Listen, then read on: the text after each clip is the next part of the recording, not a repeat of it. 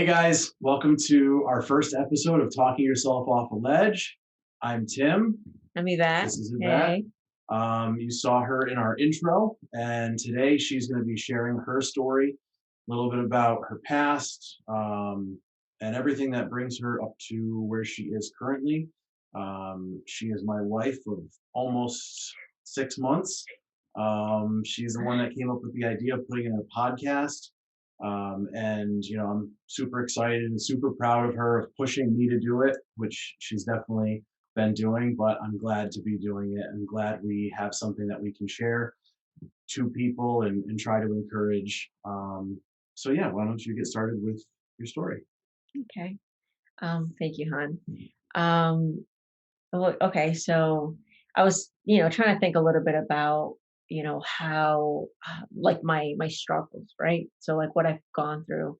And I think I kind of just the main two things I would say is trauma and addiction. Mhm. So all right, well, starting it from the beginning. I was Where it all began. Yes. So I was born in Ecuador, and I lived there with my mother and my brother and my sister. And I lived there until about like I was 8. I had never met my dad. He came to America when my mom was pregnant with me. So it was just us down there, and I would just always usually talk with him on the phone, and that was kind of our relationship. And I do remember, like, well, I guess I don't really remember. I was always told that every time my dad would call, I would get like super excited, and I would always like do my hair like if he could actually see me. And Did you ever want to go to America? Like, did you ever want to be in America? I don't know. I don't think I ever really thought about it. Like I Mm. maybe I didn't really understand like the whole concept of it, Mhm. because my life was just like my family was in Ecuador, so I never really thought about it too much. And I Mm. just always knew my dad was, in America. And I guess, I probably wanted to see him, but I always thought that he would come back and Mhm. maybe we'd be together there. Um, so, um, I mean, so that was like kind of the dynamic. And my parents didn't really, they didn't stay together. They had their struggles, even when they worked together, before I was even born. Um, their dynamic was very kind of just domestic violence. Complicated to say the It was least. very complicated. So when my dad was here, they they constantly just had arguments, and unfortunately, my mom would kind of put us in the middle. Mm. So um, there were a few times where if she would get into like a really bad argument with my dad, she would just like pack up all our stuff, all our belongings in trash bags, and like bring us to my grandmother's house Mhm. and just kind of leave us there. And,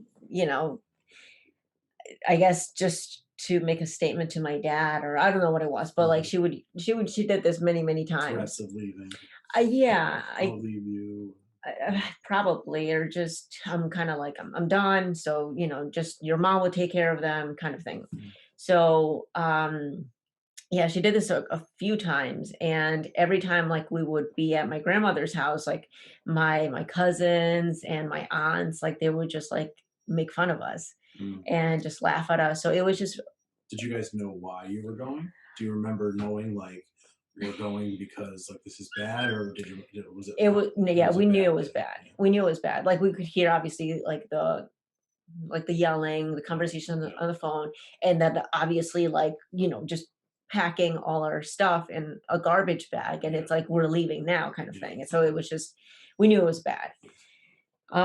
So that was kind of like um I don't know, I guess like how I think for me the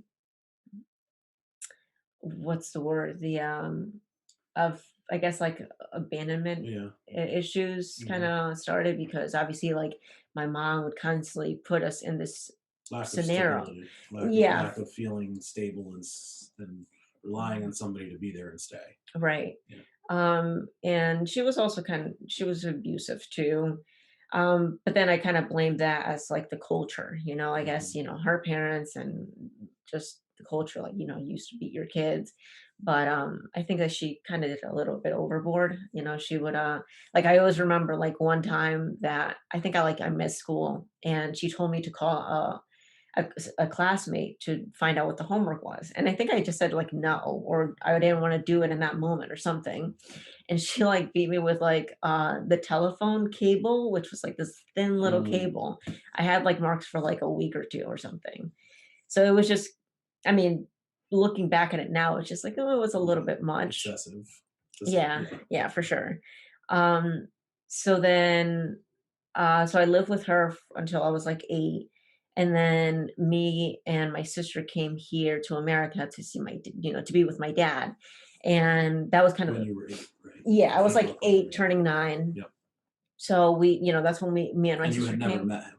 No, it was my Right. first time seeing him, like, Yep. ever. So it Yep. was just definitely, I mean, just on top of, like, the culture shock, I remember, like, being in the airport and, I mean, just the there's so many people in the airports, like, to begin with, Mhm. but it was just, like, this massive, like it was just I forget what airport it was, but it was just, like, it was really white. There's so many people, like, just a Well, yeah, bunch of to go people. from, like, Ecuador, your whole life in a small little community, Yeah. to a US international airport is It a was little intense, eye-opening, and then yeah. just, like, people talking, but then, like, not understanding anything of what Right, because people they were didn't saying. speak It was just, English. like, noise, Yep.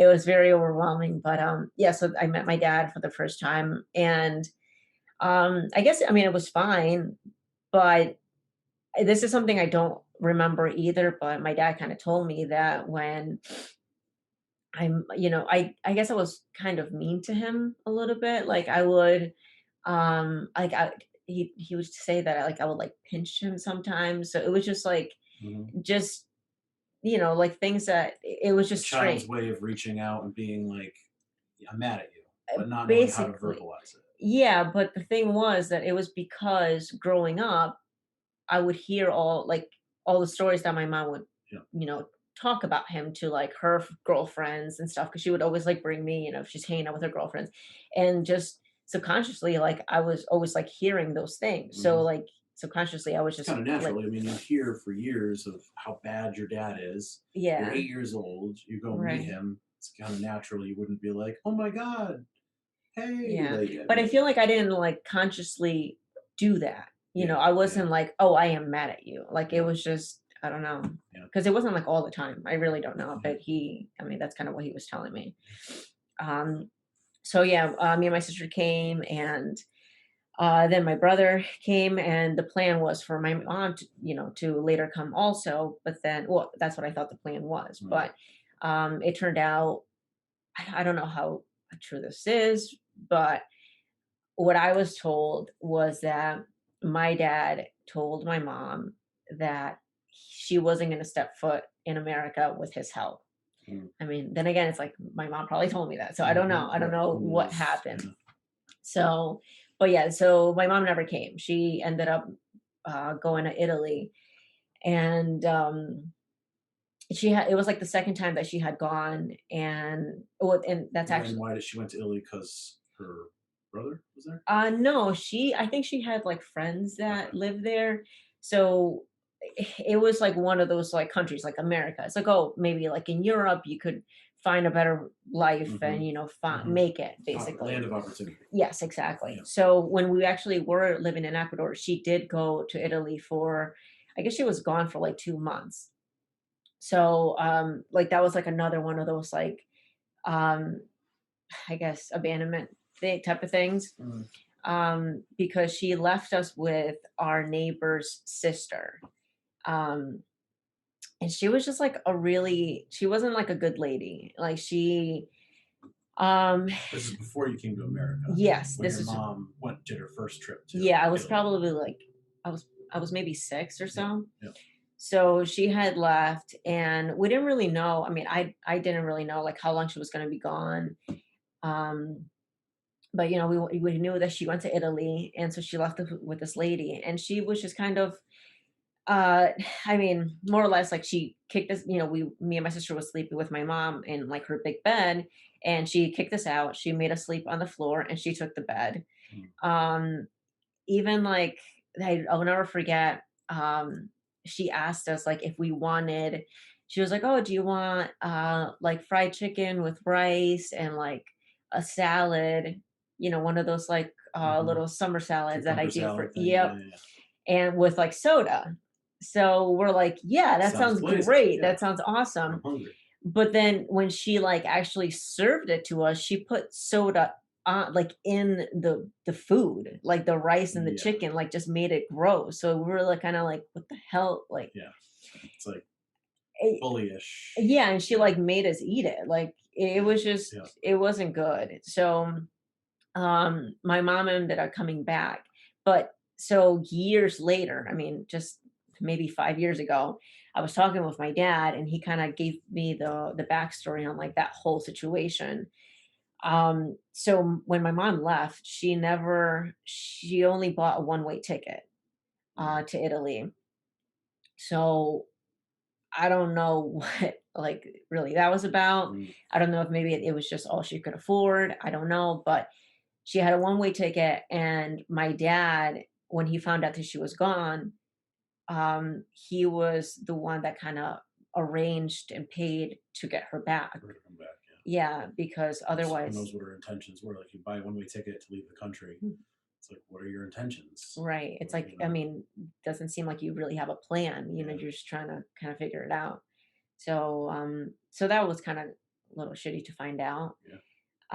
So anyway, To go so along also with the abandonment and wondering, right, and is somebody gonna stay around, and mhm, just those kind of type of questions. yeah. So she came back after 2 months, your dad helped to get her a ticket back. Yeah, and, my dad said that it was, like, for, like, my brother's birthday, he was telling because my brother's, like, the oldest, so Mm, him and my mom are kind of, like they kinda did, like, the business, because they did play my dad a little bit, mhm. they would always try to get money out of him, and, he was here kind of just working, trying to make it and, provide for us back Send home. money back home, right, Yeah, and he was doing that, yeah, but and if he gets a phone call or a letter that the family needs more money because of XYZ, he's yeah, gonna send it, right, even though XYZ might not be accurate. exactly. Yeah. Um, so, so now, forward being here in America with my dad, it, I don't know, I guess things were going okay, I suppose. But then when I was like 9, um, I did get molested by a family member, and it was like the one time, and it was very odd because like I kind of asked like if it was like why, to somebody else, and there was like a complete miscommunication there, Mm, like a couple years ago. I was talking with it was with my sister that I had asked, and she had no idea what I was talking about. mm. But at the time, she was like, "Oh, no, it's okay," or something like that. So it was just kind of like, "All right." But I mean, I don't remember it ever happening again. But that just kind of stayed in the back of my head. Um, and I don't know, like I did start drinking when I was really young. I don't know if it was like because of that, but I do remember like just if we had parties and my dad would kind of give me like a little sip of beer once in a while, which was probably like it didn't help. Um, but I do remember if there was like a party going on, like I would like steal a couple beers and just go to my room and just kind of like just drink them by myself. Mm. Um, and yeah, I don't know, like I was just like always like sad. And even though and it's like one of those things, like even though I wasn't really thinking about that like at the moment, it was probably like in the back of my mind, you know? You probably had a ton of questions, no Right. answers, yeah, a young girl with questions and no Yeah. answers, and And probably like just not having my mom confused, there yeah, either. yeah, Um, so crap, I should have grabbed tissues. tissues.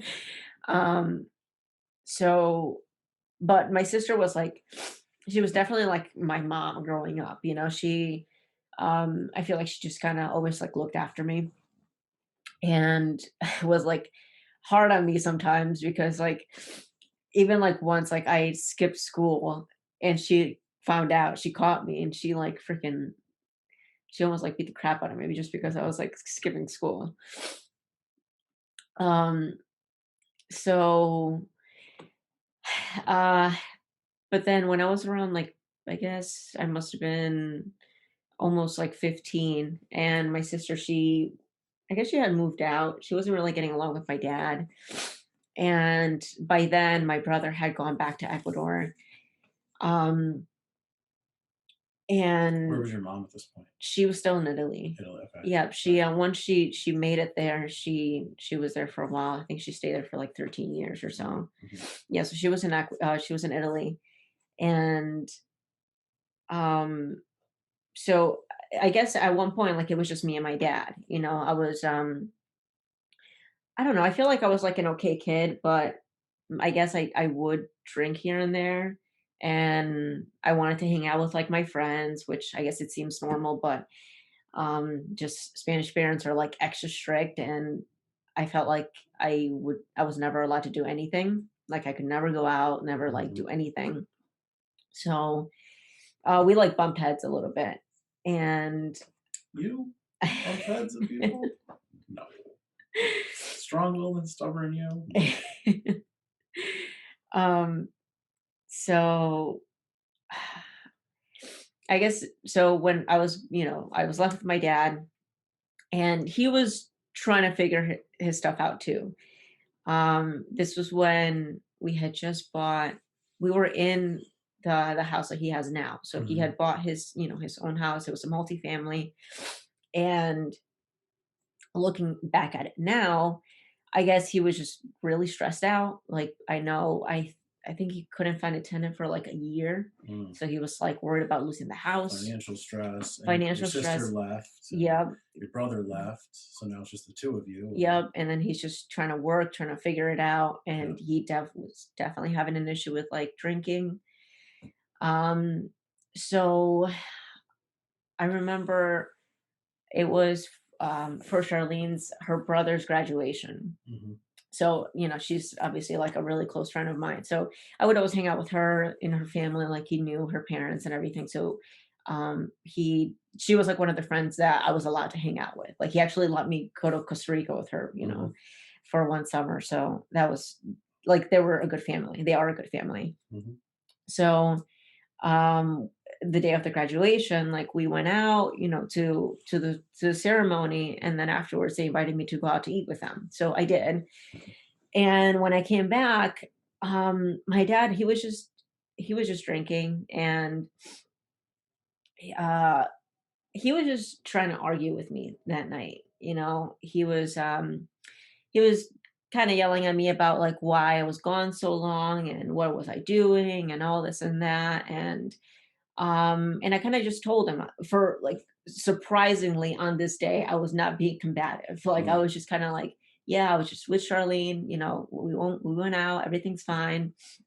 And then he starts yelling at me about that the microwave is dirty and that I should clean it. And Mm. I was like, okay, yeah, I'll clean it. And he just wanted to fight with me. Like he Mhm. wanted me to fight with him. Mhm. And so he got Feel like I know what that's like. Go on. so he got up in my face and I could like smell the booze on him. So then that's what I was just like, okay, like he's fucking drunk. And so I was just like, all right, whatever. Like I start walking away. And as I'm walking away, I'm like, and I was like, and you should stop drinking, kind of Mhm. thing. So then that gets him riled up. And then he comes into the kitchen, kind of coming after me. And then he's like in my face and kind of hitting me. And I was like covering myself like this and because he's like basically kind of on top of me and I had the industrial too, Mhm. so I was like and it was getting infected, so I was like fuck, I was like trying to like have him like not hit me, especially not in my ear. So like I went like that, I pushed back and like in his drunken mess he was closed. So when I went like that, I like made his nose bleed. So like that like freaked him out, Mm. because like then it's also like I mean, the culture, it's like the man, you do what he says, it's your father, you definitely don't hit your parents. Mhm. And even though it was an accident, I didn't mean to hit him and make him And I bleed. mean, he was coming at you, so it's But yeah. right. Um, But yeah. yeah, so it like he just freaked out and he really just he like beat me. Um he like smashed my head against the cabinets. He had me on the floor and um and like then I was kind of like trying to like get him off me. And so he was just like really just mad. I don't know if he like blacked out or what, but it ended up with like him literally stepping on my neck. Mm. And I was just like kicking, like I was looking up and I was like kicking at him because like that's all I could really do. Um and like just so he could get off of me. And he eventually did and he just like left. So I like I went to my I don't know, I think I went to the bathroom probably, like, my my piercing was bleeding because he had, like, grabbed it, and, so I ended up just kinda sneaking out, like, I ended up just leaving, and I went to Charlene's house, and I was just there for I think I stayed the night, I think, and, Were you driving? no, no, she lived, like, 5 minutes from me, like, Oh, okay. walking Yeah. Yeah. distance. Yeah. Yeah. So I think yeah, we went to her house, remember? Yes. Yes. We Yes. went for Yes. the Yes. showing. Yep. Yep. So, it was just like I mean, maybe it's like a 10-minute walk, but Yep. it's really close. So I went to her house and, her mom kind of like cleaned me up a little bit. And the next morning, so I did stay at her house. And then the next morning, like her mom dropped me off. And I guess she had like already gone to work. Mm. And I was just there. And I think she just tried to kind of talk to me, just like, They make any attempt to talk to your dad? I don't think so. Because it's It's one the of those Spanish things. culture. It really It is. just It's things like that you goes. don't. Things go unsaid. You don't say certain things. You don't get in people's Yeah, business. and especially it's like your parents and Right. it's like, getting into like a husband and a wife. It's like, Right. no, that's their thing. Um so um so I ended up, she dropped me off and then I forgot what happened, but I think I ended up just packing up my stuff. I packed up most of my stuff and I left. I ended up I don't know if I contacted my mom or my uncle or something from Ohio, and I was like, "Hey, like, can you pick me up? Like, this happened. I don't want to be here anymore. Like, can you come get me?"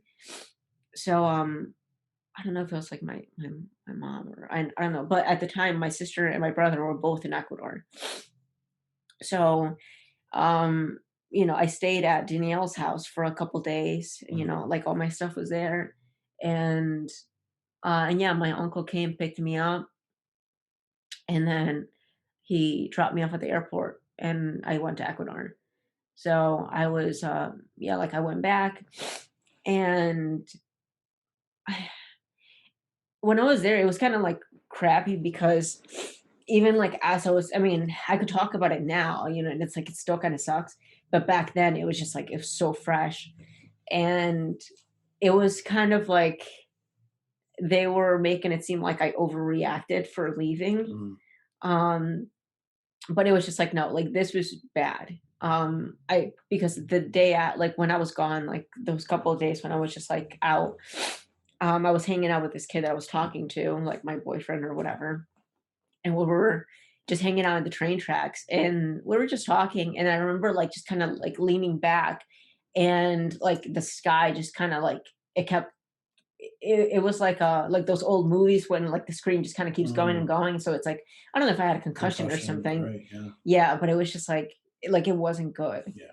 Um so so anyway, I was like back in Ecuador And my mom was like still in Italy, and we're talking on the phone, and she's basically telling me, she's like, "It's your father. You should, just talk to him. It's fine." Like whatever. I think she probably might have said to even apologize. Mm. So I ended up staying in Ecuador for like a year and a half, and I went to school there. They put me in like this Catholic school, and it was really good. It was just like I think it was good for me. Good structure. I mean, I know you've told me that they take Mhm. it different. They take it serious. It's like almost competitive education. Like Oh, all yeah. the girls are trying to do well. Yeah, it's like we would fight about, like, I mean, like, not fight, but it's like Yeah. we would compete about, like, who could get the better grade, It was just like it was really good. It was exactly what I needed. Education is probably one of the only ways out. Pretty much, So you got to right. take So it it's like it's serious over important, there. and Yeah. especially if it's a private school that, like, your parents are paying for. Hmm. So, and so the way that it had all Now, did you talk to your dad? I don't think I did for maybe, like, a couple months. Yeah. Um, so How did he? I mean, I'm sure he must have heard. He knew you left at some point. I mean, yeah, and I mean, yeah, I'm sure, you like, told him, I'm leaving. I'm going to Ecuador." And then, I don't even know. No, I think I just left, and then mm, he ended up finding out that I was, like, in Ecuador for my mom. well, Yeah, like, I literally packed my stuff and just left. yeah. Mm. And I stayed with a couple friends here and there, like, different days and stuff, but, like, I was basically gone until, like, I got picked up by my uncle. Mhm.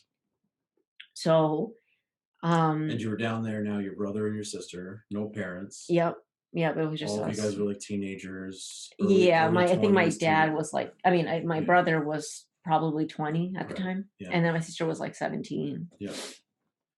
Three So, teenagers in a house, yep. all that have drank and learned to drink with no parents. Mhm. Yeah. Yeah, so, I mean, so my brother was, like, the one in charge, obviously, like, it's Hmm. the oldest boy, the guy is in charge and all that crap, so, um, which was fine, it kinda worked out. He was kind of, like, extra hard on me because I don't know if they made it seem like I was just, like, a bad kid, Mm. but he was just, like, basically just make me read, like, he was, I guess he must have been going to college already. He was going to college in Ecuador, so he would have these like big books. So he would like give me different sections that I had to read. And then I had to tell him about it afterwards, like when he He got was home, having you do his homework. probably. That's what that is. You were reading his books and then telling him about them. Yeah, You that's were doing probably what his it was. homework. You were doing his college homework. It's like in here I thought he cared. Um yeah, and then so it's funny because so the way it worked out, I was finishing school in here in America, and then when I left, the school was like halfway through in Ecuador. Mm. So I didn't lose a grade. They tried enrolling me and everything, and they told me it's like, with my Spanish wasn't completely great, so making that transition is like I might get held back. So but they put me in anyway, and I actually made a bet with my brother because of course like he thought I was like a POS. So, you know, I think I wanted, I don't know if initially, like right off the bat, I wanted a tattoo or what, but I guess let's say I did. Like I wanted a tattoo. So he said that if I pass with like A's, then I get to get a tattoo. So I did. And if you didn't, but you don't even remember what it No, was if again, I didn't, then I just didn't get a tattoo. should have made him do something I, stupid. But yeah, I guess it was just like because I wanted something. yeah, But it was like, I think it was more the fact that he thought I was not gonna pass, right, that I was like, "I'll show you, I'm yeah. gonna pass," and I passed with A's. So, I mean, I was hanging out with a good group of girls, and it was really good for me, like, there was structure in school, but when I was home, there was somewhat structure, but then in the weekends, we would be drinking, Hmm. we would, I mean, my brother was, like, hanging out with people, like, in the neighborhood because like, everybody knew everybody, but there's also, like, adults drinking with, like, a 20-year-old, Hmm. everybody's just kinda hanging out, like, the boys and everything like that, so, yeah, I was definitely drinking way too much than I should have. Like I shouldn't even have been drinking. I was Yeah, only you shouldn't have. 15. Yeah, you were 15. You shouldn't be drinking at all. Right, So exactly. any drinking is too It's too much. much. But yeah. Um, so yeah, like there was just like no structure there. My mom came like a couple times to like visit, and I mean, but maybe she stayed for like a week or so. Oh, and I didn't tell you actually. So, um, before I went to Ecuador, actually, I don't even know. I think that might have been it. So wait, um, yeah. So me going to Ecuador was the first time I had seen my mom since I left when I was 8. Oh, Yeah. wow. So I Because hadn't she seen never her. came to America. No, She went to Italy. So you came to America. She was in Italy the whole the time. whole time. Then you went back to Ecuador. And then that's when she came down Then she to came like back. visit. Yeah. Wow. So I hadn't seen her for like 7 years, Yep. 7, 8 years. So that was kind of crazy, like just to kind of think about it. Mm. Um, but yeah, I mean, I feel like I did really well when I was in Ecuador. And then eventually I did talk with my dad because I guess so I didn't lose my visa. I would come back um, like every 6 months or something. Mm. I don't know if that's exactly how it worked, but like I talked with my dad. I came here to visit again, but then I went back to school and all that. Do you remember what those visits were like? Um, Not really. I mean, it was probably only for like a week or two. I mean, that's Um, plenty of time to, after that happened, to leave the country, mm, yeah. come back for a 2 week visit. I mean, there's got to be tension, something. I think You there just, wasn't. We just I mean, you kind could of have did. also just kind of blocked that out because it I was, think we just didn't talk about it. yeah, It was just kind of we were very civil, and that was kind of it. I yeah. mean, probably I hung out with my friends. I saw my friends that I hadn't seen in a while, but that was it. Mm. Um, so yeah, I don't think it was really confrontational. Like I don't remember ever talking about it Mm. again with him. Yeah. Um, so yeah, just being in Ecuador. Um, well, I guess I mean I don't really want to get too into it. I mean, I all I could say was like it would have been really good um to have parents around, Mm. because like there was again, it's different there, I suppose, but one of my brother's friends, he was like 34 with kids, and he was like trying to get with me, Mm. and I was 15. Yeah. And I mean, really, I didn't know better, so I kind of liked him, I guess. Mm. Nothing went like beyond that, thank God. Right. But it was just like I didn't know better. Like I didn't really have anybody being like, "Hey, like Right. that's not okay." Yeah. And then my brother was just oblivious because he was just like Doing drinking his and thing. Right. yeah, Again, house, 3 teenagers, no hmm parents, yeah, drinking. yeah, Yeah. and then like not really knowing like who you're bringing into the house. Yep. So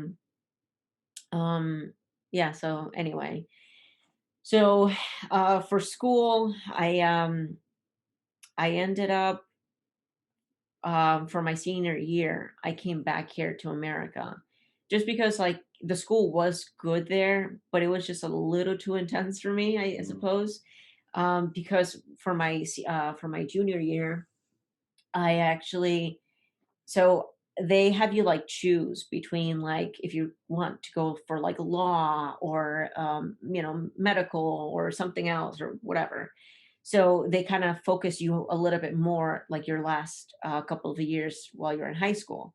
So I went for like medical, and I really liked it. I was enjoying it. But then for like when we're on our summer Internship break, kind of thing. Right. yeah, like we had to like some of the girls like went to different little villages and worked at hospitals and was like they were treating other people like just stuff like that. Like that was you were preparing to become a nurse. Mm-hmm. And I remember like I did do like a little internship with a plastic surgeon. It was like I forget how we got in contact, but it was like a friend. I don't know. I think it was like through a friend. Like she knew his father or the son or something like that, but I did an internship with him. So I saw like a couple surgeries, like I saw like a rhinoplasty, liposuction, um, like they took out like the fat right here. Mm-hmm. Um, and I forget what else I saw, but I think those were like the main ones that I remember. And yeah, I think that for our senior year, we were gonna have to like go to like a village or something like that. And so I was just like, I don't know if I really want to do that. That I just Mm. I didn't Weren't you feel also ready. doing one like in a hospital in an ER and somebody came in with like, Well, no, so that I think that was when like I realized I didn't actually want to go for to become a nurse. right? So yeah, it was we were actually just visiting a friend who had like broke his leg on like his Oh, bike or something. So we're just like visiting him, but I mean the hospitals are very different than how they are here, like it was just like this big wide room and there was like maybe like 5 6 people. So like I remember there was like this guy like all the way at the corner.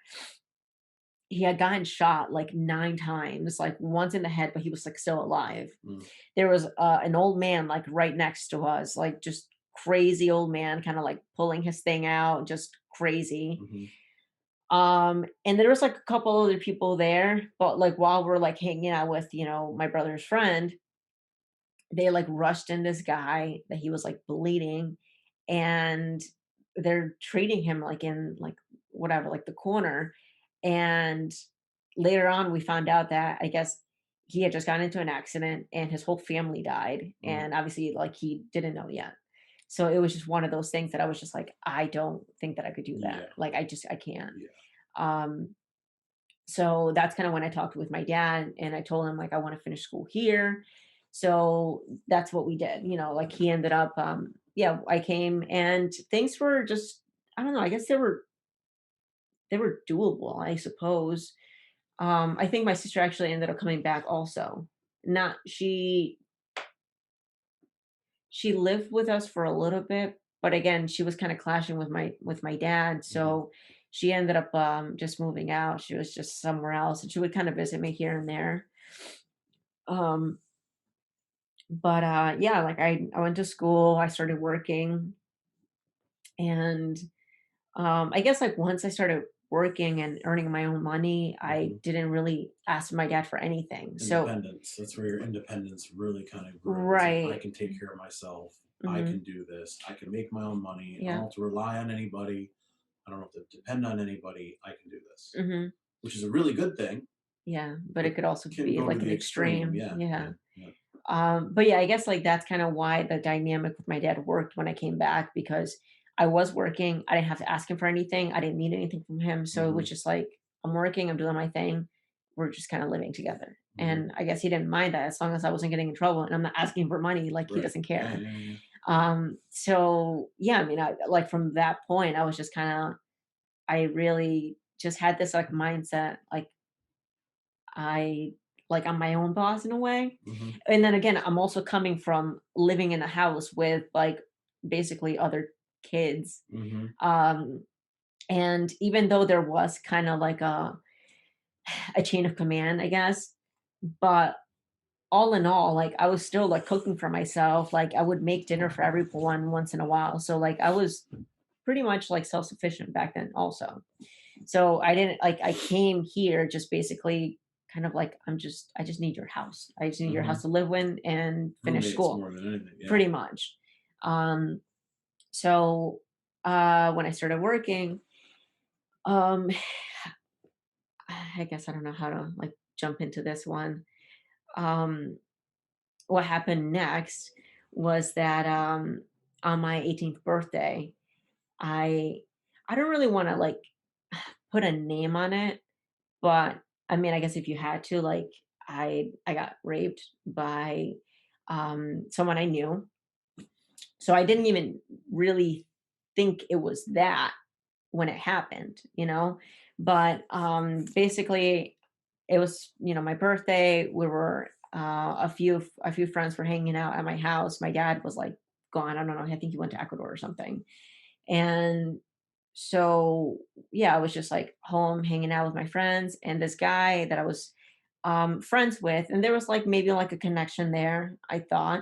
Um, but his thing was, I remember him telling me that he was like trying to like he was telling me if I could like beat him drinking, like if I could Mm, drink him under the table or something like that. mhm, And it's like he's 3 times my size, but whatever. Like, I was drinking. I thought like I could whatever drink and all this. So I was doing that. Like we were just drinking a lot.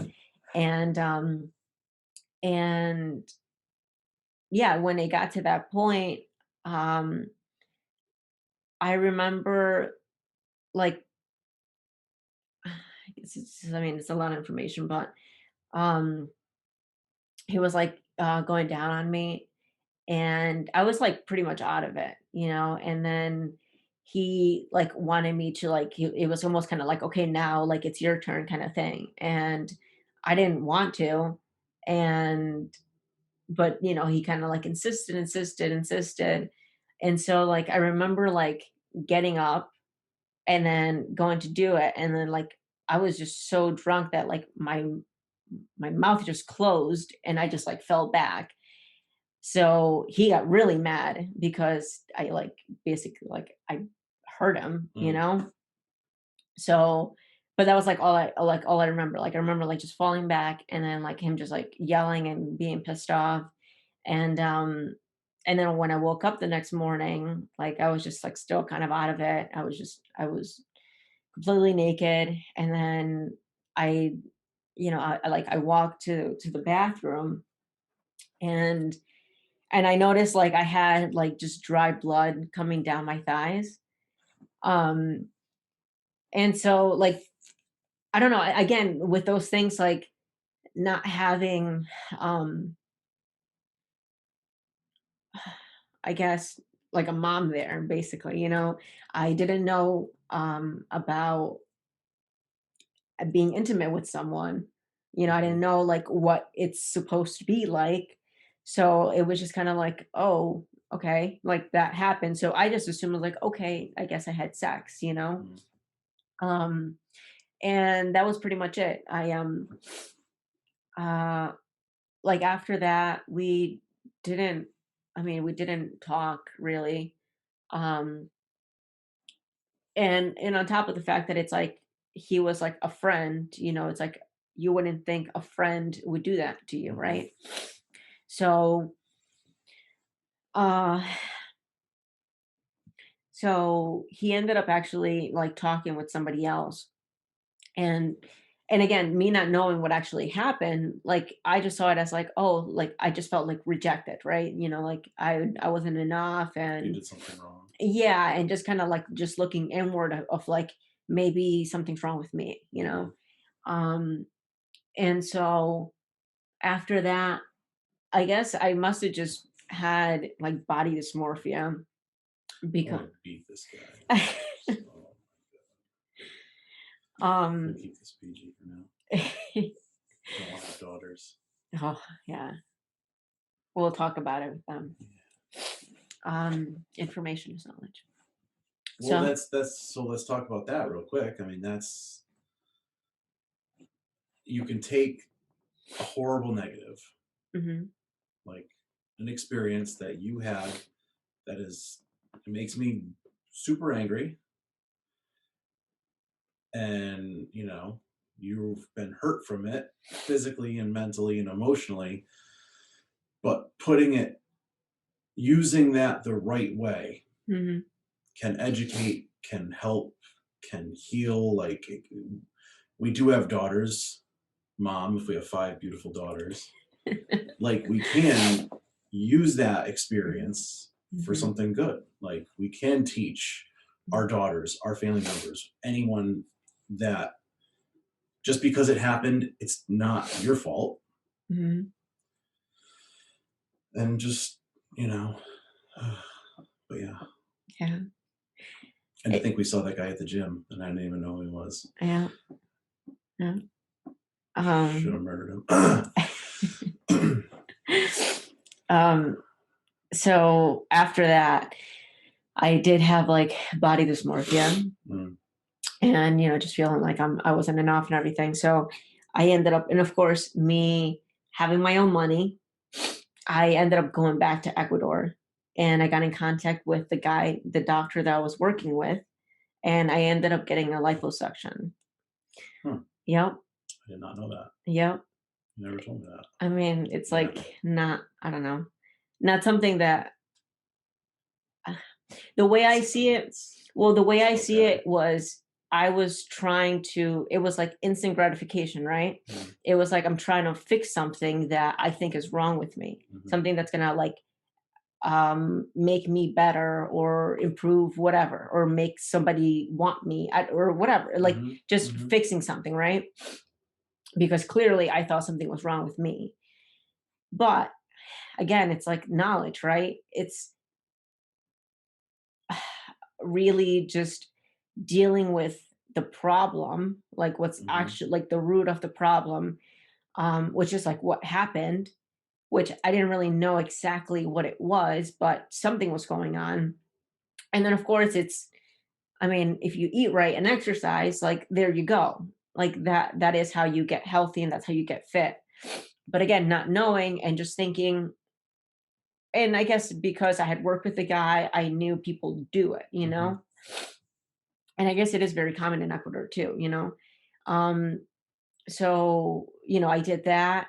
And of course, fixing the surface area, nothing had really changed. Mhm. So I didn't automatically Well, learn how to you eat. didn't know, but you weren't trying to fix a physical problem. Right. It wasn't a physical issue. Hmm. You know, it wasn't a physical issue, but you were trying to fix a physical problem, which is Hmm. never going to work. Exactly.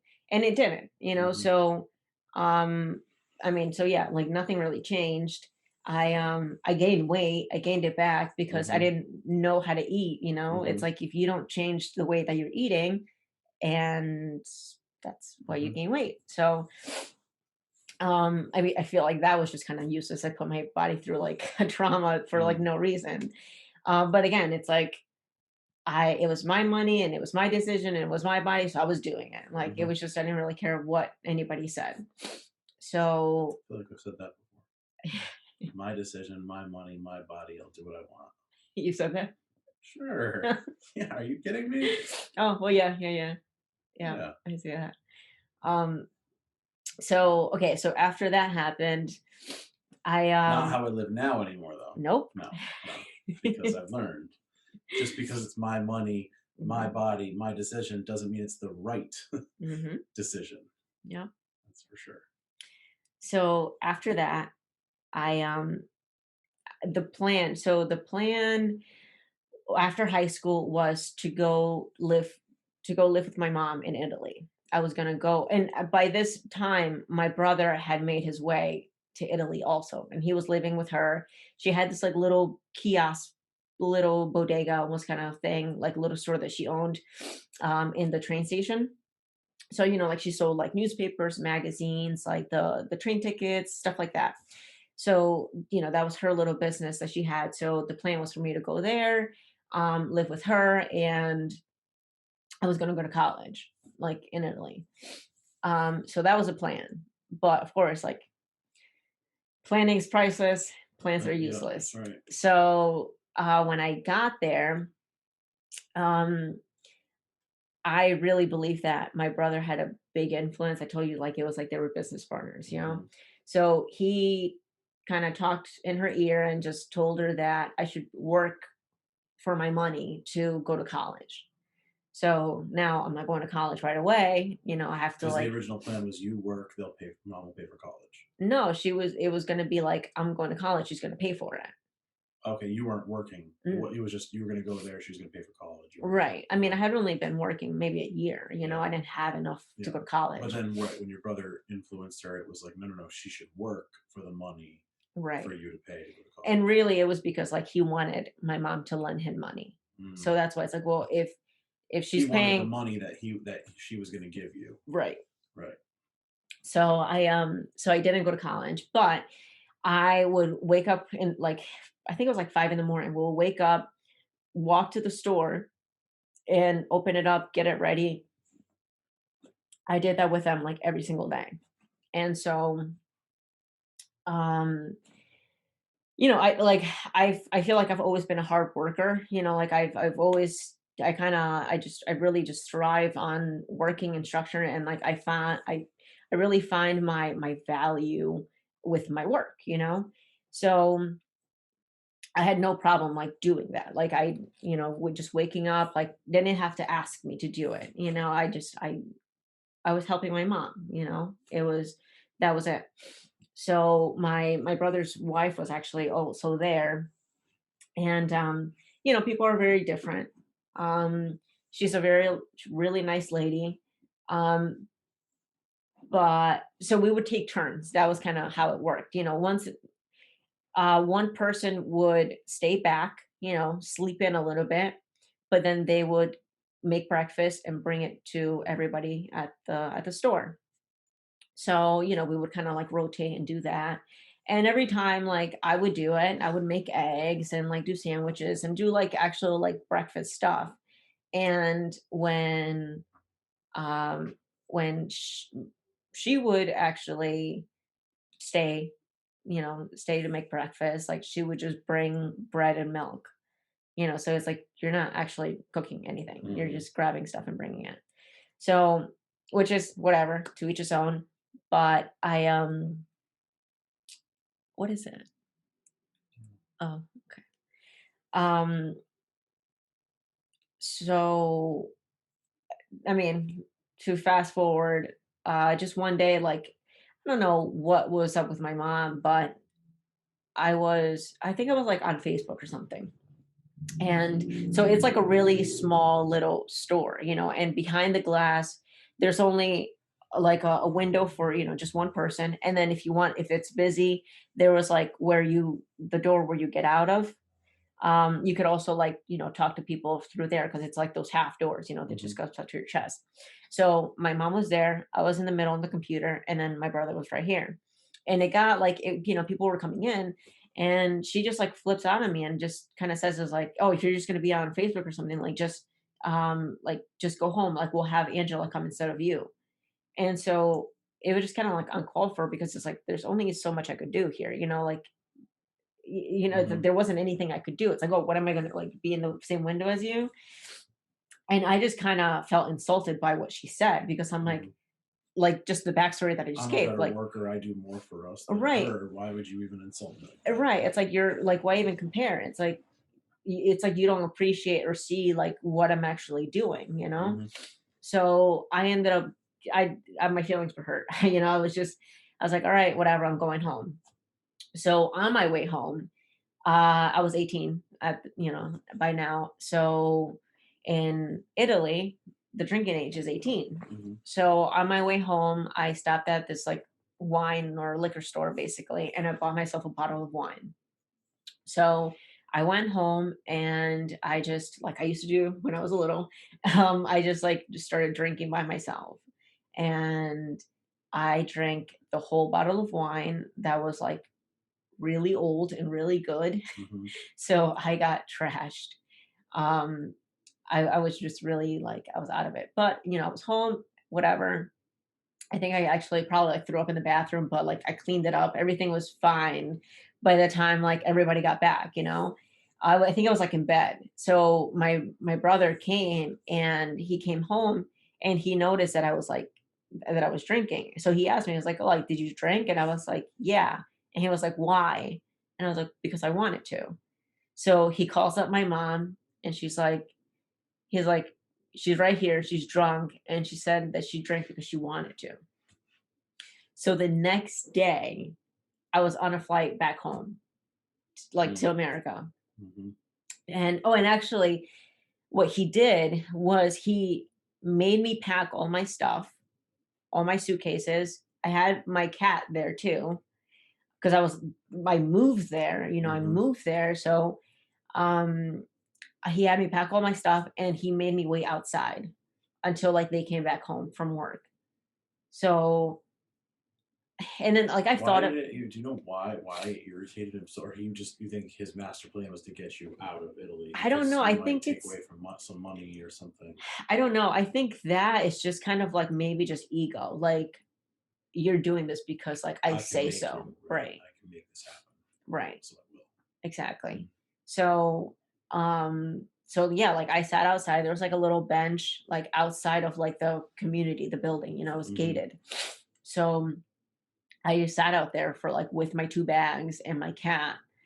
Um, and I feel like if it wouldn't have been for my cat, like I would have just fucking started walking or something, like just gone. And I kind of sometimes I wish I did. I don't know why, but Mhm. I kind of wish I did because it's like I wasn't. I I'm not lived gonna in. do it because I'm not gonna do what you're telling me to do because I know you just want me to do it. I guess, but then So it's like I up until this point, I always listened to what you did what you were I did told. what I was told, Right. like blindly, Yep. just did it. When it's like the people who are saying like are telling me these things Right. are like they don't even know what the hell they're talking about. Right. So I think that's why. And it's like I lived in Italy and I barely saw any of it. Like I just mostly worked. So that's kind of why I wish like I wish I'd started walking, but I didn't. So she his wife ended up coming home early and like she's really sweet. She really is. And so she she let me in and she was like, what happened? We were just talking and everything. And so yeah, the next day, I was in an I was getting on a flight back. And then even when my dad picked me up, he was like confused about it because he was like, so you were home and you were drinking? He was like, did you have boys in the house? And I was like, no, I was by myself. He was like, but you were in the house. You didn't go out and you weren't out drinking. I was like, no, I was in the house by myself, safe. And even like him, like I feel like he thought it was just ridiculous. Mm. It's like overboard. Well, yeah, it is. I mean, you're of legal drinking age, drinking at your residence by yourself Yeah, to get kicked out of the country because of that right. by your mom and your brothers. Hmm. Excessive. And I mean, because also like my mom doesn't drink, Yeah. so I don't know if that had anything to do with it, or I mean, just maybe lack of patience, Yeah. a little Yeah. bit. Yeah. Um. So, oh, and I'll say this: maybe it's just not having control of the situation and not having things go your way, Hmm. which I struggle with that because I definitely I know I have some traits there. Um. So what happened after that was I came back. Uh, and then I guess I had been talking about it because I think once I figured out I wasn't going to go to college, I was like trying to figure out my next move, because it's like my dad, my sister's, my mom is working. She owns a business, and then my brother works there, and then his wife works there, and then I'm working there, and it's only this small little business. Like Hmm. how much am I getting paid here? It's like Yeah. how long until I can actually save up to go to college? It just doesn't seem realistic. Hmm. So, I think I had like I knew of a friend who was going out to into the Air Force, and so I had mentioned it, and um, and I think that's what it was. Like I think I might have mentioned it to my mom. I was like, hey, like, what do you think if I would have done that?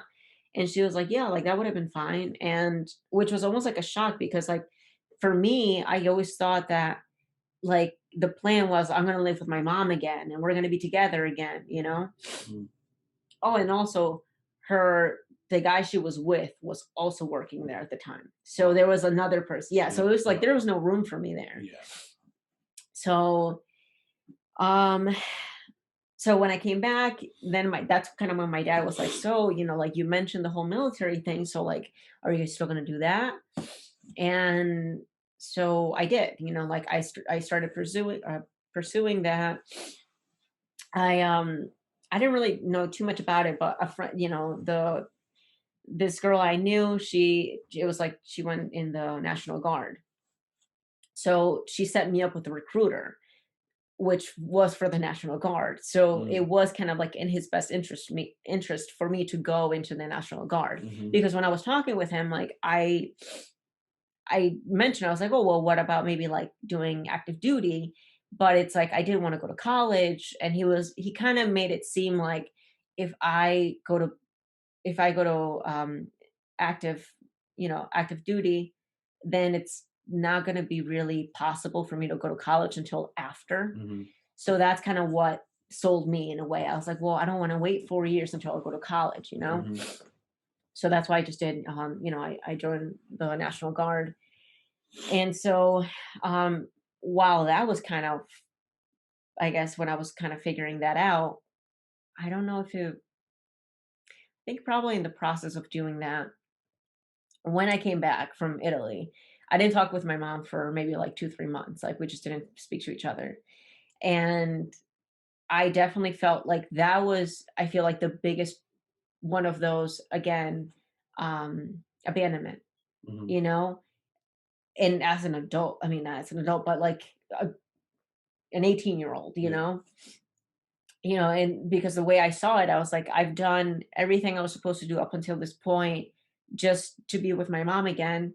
And then just this happens, and then it's like, no, you're gone. Mhm. So that was, I feel like that was kind of what switched it up for me. I was like, you know what? Like, F this, Mhm. like I'm done doing everything right. Like I'm done, whatever, like almost like just F it. Yep. So I went, I don't remember who I went with, but I went to a nightclub, and that's when I met this bouncer. I'm not going to say the names, but like we'll call him Mike. Mhm. So Mike was working there, and we got talking, and we yeah, like we ended up getting together. So from then, he was the one that introduced me to like just partying. Mhm. He introduced me to all of that. Because I had just, I was just, my thing was just drinking, but he introduced me to just like just the nightlife and everything that comes with it, like all the party stuff. And um yeah, it kind of went to an extreme. I We were kind of like this team, in the nightclub. We would like work together there and, supply all the party favors. So um I think that was kind of when that things definitely started going downhill. Cause like even when I saw him, I was like, he was everything I know is not good for me. It was like he was older than me. He was like this jacked, juiced up dude with like tattoos all over. Um, and my dad hated him, of course. Mhm. He was everything that I was like, I shouldn't be with. And yeah, like I just went with it because at that point it was just like, well, I mean, this is what's happening. Mhm. And and he was cool. Um, but then But so not really. but not But really. not really. Um, well, at the time I thought that well, actually what made him, what I think created this blindless loyalty to him was, um, I was going out drinking with him, and my dad, he hadn't met him yet, but he knew that. I think, well, he did meet him. So I was drinking, going out with him, coming back late, um, and so my dad tried, telling me, I forget what, but like that I can't drink or that I shouldn't be going out, and he hit me again. So not as bad, but like he tried hitting me, so I was just like, I'm out of here. So so I ended up leaving. I think I stayed with him for a couple days. Um, or I don't know. I forget what happened. I might have stayed with him for like just stay with him for a little bit, but then I was like just trying to find like a place to live. And and I was working in New Haven at the time with this like, I don't know, small little company. I was like an account, not the like the secretary, Mhm. and which actually like ended up messing me up because like they didn't even, they put me, I forget what it is, but for the taxes, like they made it seem like I was my own employer. Oh, 1099 you. Yeah, Right. so they weren't Yeah. taking any taxes out, and I Yeah. was only like making $300 a week or something. Yeah. It was nothing. So And plus, I wasn't getting the taxes taken out, so I had no idea. I'm still like new, working, Mhm. and all that. So I ended up finding this place in Waterbury, which Oh yeah. later on found out that it was a horrible, horrible, horrible location. Mhm.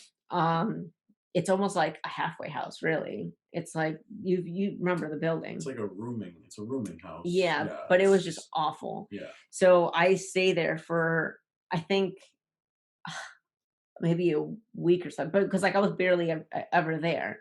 But I remember one night I actually slept there, and I was super excited to have my own place, right? It was like my first place ever, and it was just this room. But I felt like I was like making it, right? So I uh I wake up because I'm getting like bit.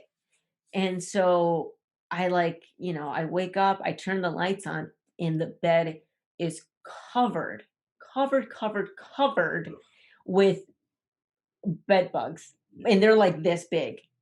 They're like this. They were huge. They were, and yeah, I feel like usually I think you have to like look for them or something, but no, these were out. Like it's like that was their freaking house. Like Yeah. they run the place. It was disgusting. So, oh, and that's what it was because so I had slept there one night, and then this was, I think, maybe the night before, and I woke up and I had a bunch of bites. Really, they looked like mosquito bites, Mhm. and but it was just like all over. So it looked like I had like a rash or something. So I went to the doctor. Like I tried to find out what it was.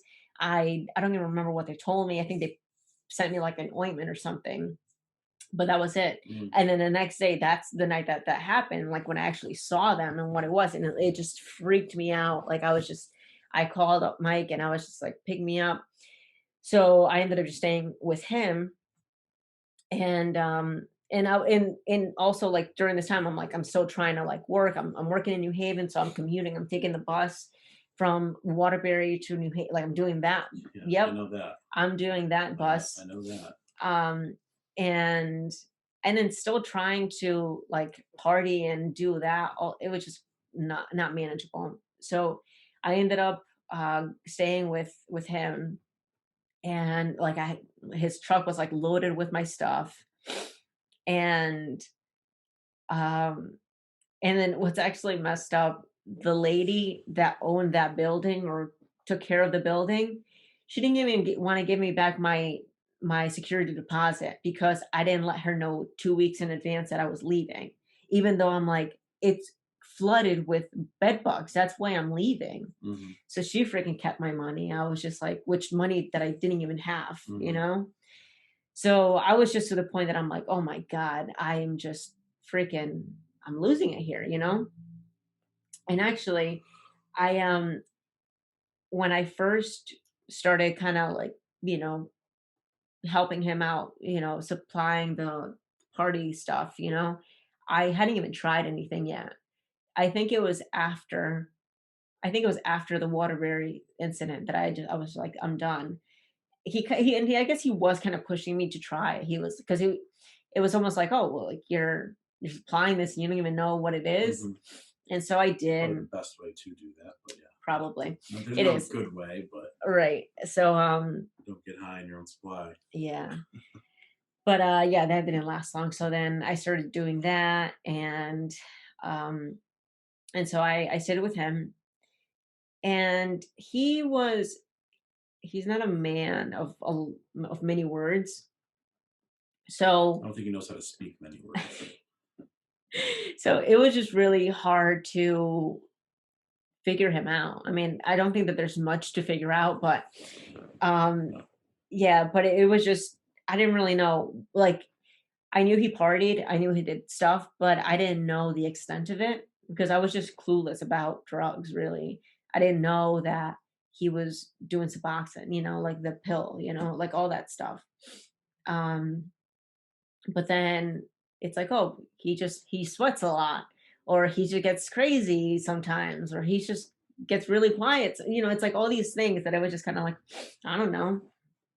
But once he took me in, that was when I feel like I made this connection with him because it's like my family had, Somebody's trying to take care of me. or not Like even that, somebody's but like or looking just out for me. Or, someone's looking out for me right. because like I never really I never expected someone to take care of me. He was helping me out, but when my family wasn't. Hmm. And that was the difference. Hmm. So even though I knew he was not good for me at all, it just everything was just kind of working out. Um and I mean many times when we would hang out and we're rolling and I remember like just being in the car and I'm rolling and it's raining and I'm just looking at the water droplets like just on the glass and I'm just, kind of enjoying it. But just in my mind, I'm thinking, I'm like, this isn't the way that things are supposed to be. Hmm. Like, this isn't supposed to be my life. And um, yeah, it's like I knew he wasn't, I knew this wasn't right. So, but this was what was going on now. And so when I was staying with him, he I don't know, he must have been on something. I don't know what it was, but he wanted to fight with me. He just wanted to fight with me that night. And I don't know, I guess I was not holding back then either. I was just like, all right, you want to fight? So I'm like, all right, we'll fight. So I was like trying to go to bed because I think I had to go to work. He's like bitching at me about something, and he's like, just I don't know, just it was just some stupid argument that it was just kind of like just very annoying. So then we started fighting, and he like gets in my face and he's like yelling in my ear while I'm trying to fucking sleep. And then we just like we went at it. Like we freaking started like fighting and I got on top of him and I was like fucking he like fucking kicked me off the bed, like literally like kicked me off. So like I jumped back and I fucking started punching him. And I don't know what the hell happened then, but it was just kind of like again one of those like this is supposed to be happening. Like what the hell is this? So I I called this girl that I was starting a relationship with, like we're kind of like our friendship, we became better friends after that, but it was someone I knew from like the bars and stuff. So I called her up and basically all I had was like bags. I didn't have any money. I just had bags on me. So I was like, "Can you please pick me up? Like I'll give you 2 bags. Like just come pick me up. Like this happened." So she did. And I stayed with her and she was living in New Haven at the time actually. It was right by oh my god. It's like Fairhaven. Yes, Yeah. by what's that store? Chico's. Chico's. Yeah. Right. By Yeah. like Right near my right garage. before Right the not far from my garage. You showed yep, me. it's right before the bridge. Yeah. So that's where she was. And I was living I was working in Grand Street. So I think I remember like I got out of work once and I was like walking to her house, but I got lost. I didn't really know where I was going, and it was snowing and it was cold and it was dark, and I was just trying to like figure it out. Like I just felt so freaking lost because it was just like I really felt like I had like nobody, like which I didn't really, um, because it was just like my like everything with my family's like fucked up. This guy that I'm like supposed to be with and everything, like he's supposed to be like there for me. He's like fucked up too. And then it's like I'm staying with someone I barely know right now that I'm just like supplying. And it was just a mess. But then of course because um I mean I didn't really have like the best uh role models back home. So I knew that it was very common for the man to hit the woman, and that's their dynamic and it's normal. So even though that happened with this guy, we ended up talking again. And I don't know, I guess like things were kind of okay. And so that's when I ended up finding the apartment on Sherman. Hmm. And I stayed there, and that was really good for me. Like, I feel like that was a turning point that I felt like I was kind of making it work for me, you know? But it was still tough. Like, I was still making like $300 a week and my rent was 150 a week. So I would have to like take the other 150 and double it, you Hmm. know, find ways to double it. And that's how I was surviving until like I managed to leave to basic training, you know, because I Hmm. was like still trying to do it. And I did, I don't know how, but oh, actually, I ended up Rodney ended up selling me his car, Oh, the the Avalon. Avalon. Yep. Yep. So I had that, and Joelle actually helped me out with that. I think it was like $300 or something Mm. like that that I needed. And yep, so that's how I got that car. And yep, so I that's when I went to basic training. And so when I was in tech school, they were really big on the like teaching that no means no, and if somebody's drinking too much, like whatever they say, it's a no, Hmm. you know? And that was when I kind of put two and two together and realized that what happened back when I was 18 was like, oh, that wasn't okay. Mm. Like that's when everything It's kind of made crazy to sense. think that that could go so long of not Mhm. being taught that. Yeah. Yeah.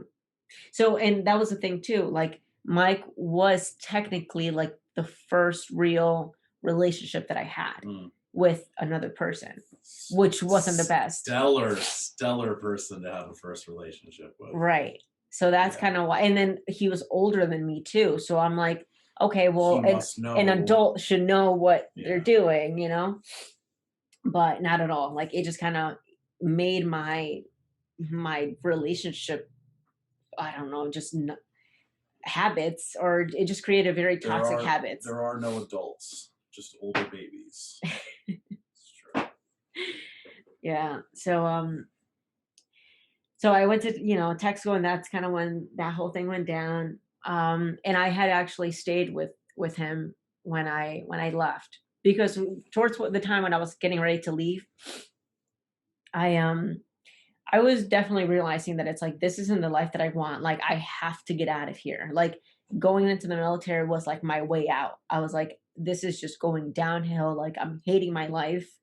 It was just so many of just those like late nights, staying up, waking up, leaving somebody's house that we've been partying all night.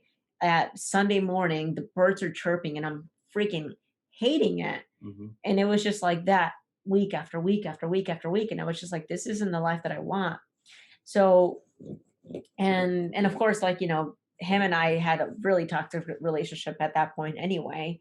And so I just wanted to leave, you know, like I was like, this is my way out. Like I have to get out. So I left to basic training, and he wrote me, you know, I guess that see how like I guess hooked I was, you know, with this guy, because just because he wrote me, I gave him another chance. You know, I was like, if I don't hear from this guy, then I'm not talking. Like he's just going to be out of my life. So, but he wrote me, and one of the like getting letters when you're away. I mean, I'm sure Yes, you I know, know all about that. it's a big It deal. is. It's a huge deal because I mean, even though it was the military, it's like obviously a very You're positive thing. secluded. Yeah. You're yeah, secluded. And even that first night, all you could do was they gave you one phone call, and they gave you a little like a little letter that you had to like read to them, which was like your name, this is where I'm staying, this is where you could write me, Mm. and you know the address, and like you had to like say that and then hang up, Hmm. and then try telling that to my dad, because Hmm. I'm like, who am I gonna call? So I called my dad, and then it's like and he's like, And he's, hey, Hey, how is how are everything you?" going? How do you like it? What's And going I'm on? And you're like, yes, no, Dad, and no, I'm like, stop, Dad, Dad, Dad, no. Dad. It's like Yeah. I'm trying to tell him, and I'm like, oh my God. And then it's like just hanging up, and then it's like, okay, like just silence. It's like, oh my God, like what is going on? Hmm.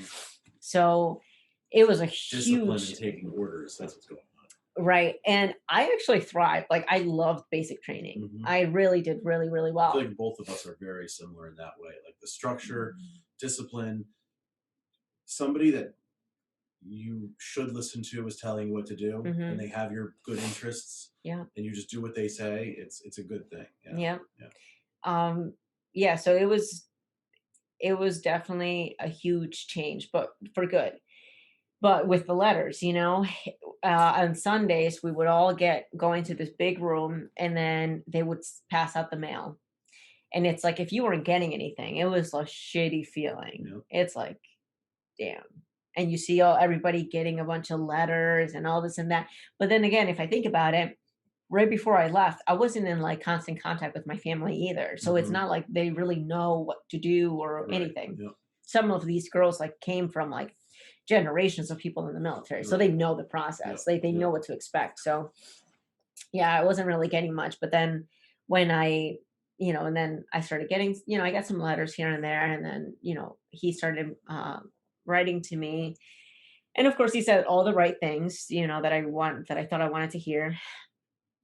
And he came to my graduation, when I graduated basic training. So that was a huge deal for me. And it was just like, all right, well, like I'm going to be with this guy. And of course, my dad was hating every second of it, Mhm. because he knew like he was just like not good for me.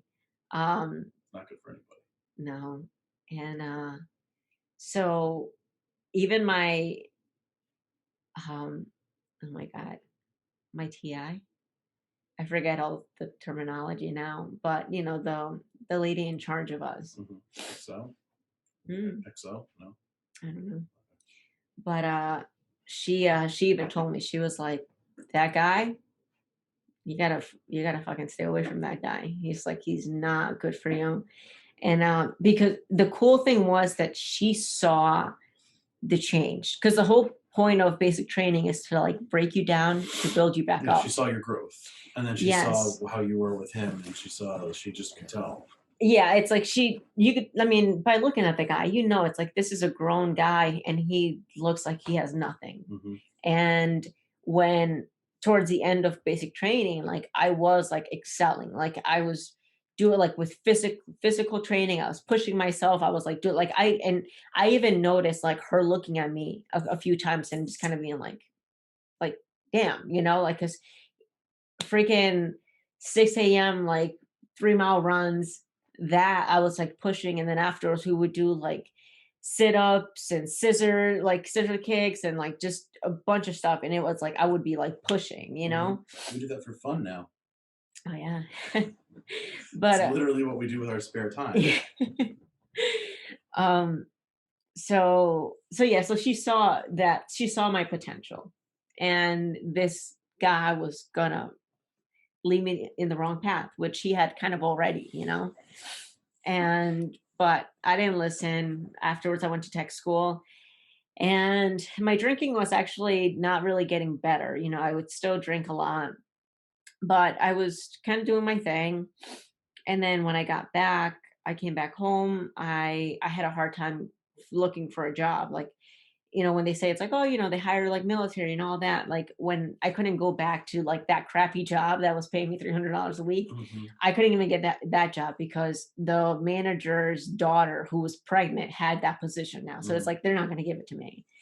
So I tried looking for work. I tried doing anything. So I wanted to find something like similar, somewhat like secretary, like administrator kind of thing.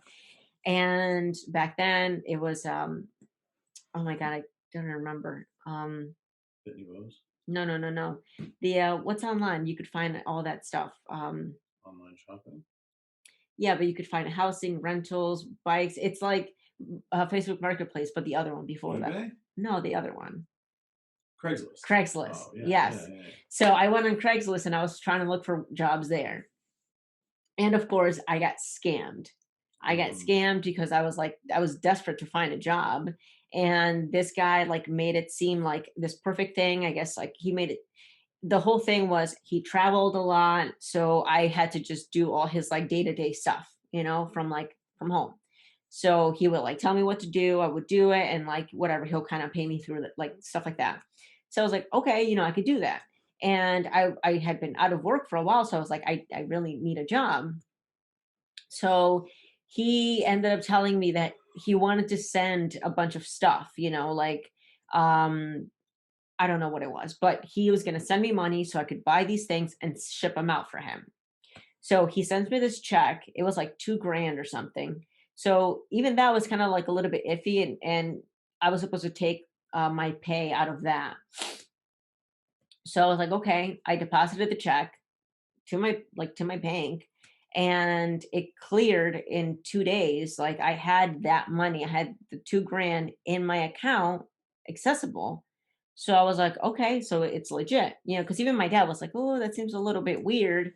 But I was like, no, it's fine. I mean, it's like once it clears, like, I have it. So then once I had it, he was like, oh, well, it's going to cost too much to ship the stuff. So it's going to be better to just send me back the money. So I was like, okay. And then it had cleared. And then he started kind of just being nasty with me as far as like, no, are you trying to steal my money and blah, blah, blah. Like he was just Trying to attacking me. scare you Yeah. to And send then, it back. and then of course for me, I'm like, I don't owe anybody anything. Right. So I'm like, you know what? F you. Like, here you go. And it was like, oh, even the money that like for my pay, here, take it too. Yeah. Of course. Yeah. Because I didn't want to owe anybody He anything. was like, yes. Yep. And so I sent the money back. Huge, huge mistake. And it's like money that I had like saved up. I didn't have a lot of money. I think I had like 3 grand saved, and he took two. Actually, I think it might have been more because I was like negative. I was negative on my account. And then when I went to the bank, I was like, what happened? And then the lady told me that the it was like a fake check. And she said, it's like, oh yeah, even when you gave it to me, it was weird. And I'm like, why Why didn't you wouldn't you say say something? Right. something? It was weird, and yet you Right. accepted it. Right. It's like, why didn't you say something? And I guess so in 2 days, the money was accessible to me, but it doesn't actually It clear the didn't. bank No. in five. Right. It takes 5 days to actually completely clear Right. with the bank. So I was like screwed. And then I had to like start making, I set up a payment plan with them because I'm like, all my savings were gone. I had nothing. I didn't have a job. And now I like owe, like I owe the bank. Mm-hmm. You just make an account with your bank and take that as a charge off. But yeah, no, did the right thing. Yeah. So what did I do? I started, I think that was when I started working at this hotel for the friend that I moved in with, that I gave the 2 bags. Mm-hmm. She was working at this hotel. So I think she was the one that kind of like recommended me. She was like, the banquet hall, like they're hiring, apply. She was like my recommendation. So I started working there. I was doing really well. I started serving, and then like the hotel had a restaurant too. So, I started working there, and and then I started like making my money. Like I started making my money back. Oh, and I forgot to say actually. So the second month that I was in basic training, Mike went to jail. I Mm-hmm. found out that he went to prison. So this whole time, he's in prison, and I'm trying to like figure out my life. And um and I actually waited for him for 18 months. You gave money for a lawyer. Yep.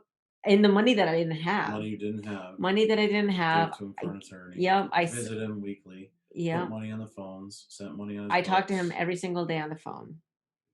Yep. I bought him a TV. Yep. It was crazy. I went like 18 months without a TV. Yeah. And that was the thing. It's like helping each other out. So because obviously he couldn't help me out, he had a stash that he gave me to get rid of it so I could, have money and then help him out too. And he was like, "Oh, buy yourself a bracelet." So I'm like, "Oh, it's so nice." It's like freaking crazy. So like it was just not good. I was like back in the wrong crowd. I was just part of the nightlife again. I was just working, trying to figure it out. And I mean, just kind of being with him was just like not good. And of course, like the story kind of kept going. At first it was like, oh, he was going to be locked up for a year. And then it was like, oh no, it's going to be like another few months. And then when it gets closer, it's like, well, no, it's another few months. And then it's like, oh, well, it was actually like 3 years. Mm. So maybe 2.5. But it was just kind of like I'm with you, but you're lying to me about when you're getting out. So it was just like, Mhm. what the hell? And I happened to be with him Yeah. in the same prison, not Yeah. knowing. And I Talk about always say talk that, about a small world. yes, That you saw me I'm visit. pretty sure like he was even telling me about you. Because he was like this kid that from like a really good neighborhood, a good family, and yada yada, like your story basically. And I swear, like I must have seen you, but I don't know. Who knows? So insane. It really This is. is where I first came into the story Yeah, but without even knowing without it. even knowing it. So then, all right. So fast forward, things are just kind of like getting iffy with this guy, and he makes the comment as far as like that I could be with somebody, like I could be with a girl, but I can't be with a guy. So I was like, okay. And it just so happened, like I was like hanging out, and then I met this girl, and we just like hit it off, or so I thought, So we got together, and it got serious. So I left him for the girl. So he was like, "What the hell? I didn't see that one coming." So I was with her, and she was no good either. She was into some stuff like um really deep in the nightlife, you know, the main person basically. So um it kept me going downhill like even faster, at that point. The relationship was like very, very toxic, like abusive, like mentally abusive for sure. And like it sucked because like at that point, like I felt like I really tried. I went above and beyond to show that I care about you and reassured many, many, many times, but it was just not enough. And um the relationship just like didn't work out. Like it was just very, very toxic, controlling. I couldn't even make eye contact with anybody, or for I mean, God forbid, it looked like I You was had a looking. 30-second conversation with me and all hell broke loose. Yes, exactly. So Right. me and Mike ended up getting out almost at the exact same time. Hmm. We were both in the same halfway house. I met him before I met you. Yep. He told me And not to I talk to got you. hired at the same restaurant that you were working at. Yeah. And he questioned me, hey, you work with this girl Ivette at your job? And I'm like, yeah, I think there's someone named Ivette. He's like, oh, okay. Yeah, I used to date her. Like, can you tell her, like, I said hi? It's like, weird. Like, okay, all right, yeah. Yeah. Then I think I told you, I'm like, yeah, this guy, like Mike, I'm with him in this halfway house. He said to say hi or something. Yeah. You're just kind of like, oh my God. Well, yeah, because he actually came in to the restaurant when I was working, Yep. and it was just like I was obviously with the other person, and it was Right. just like, I'm sorry, like I can't.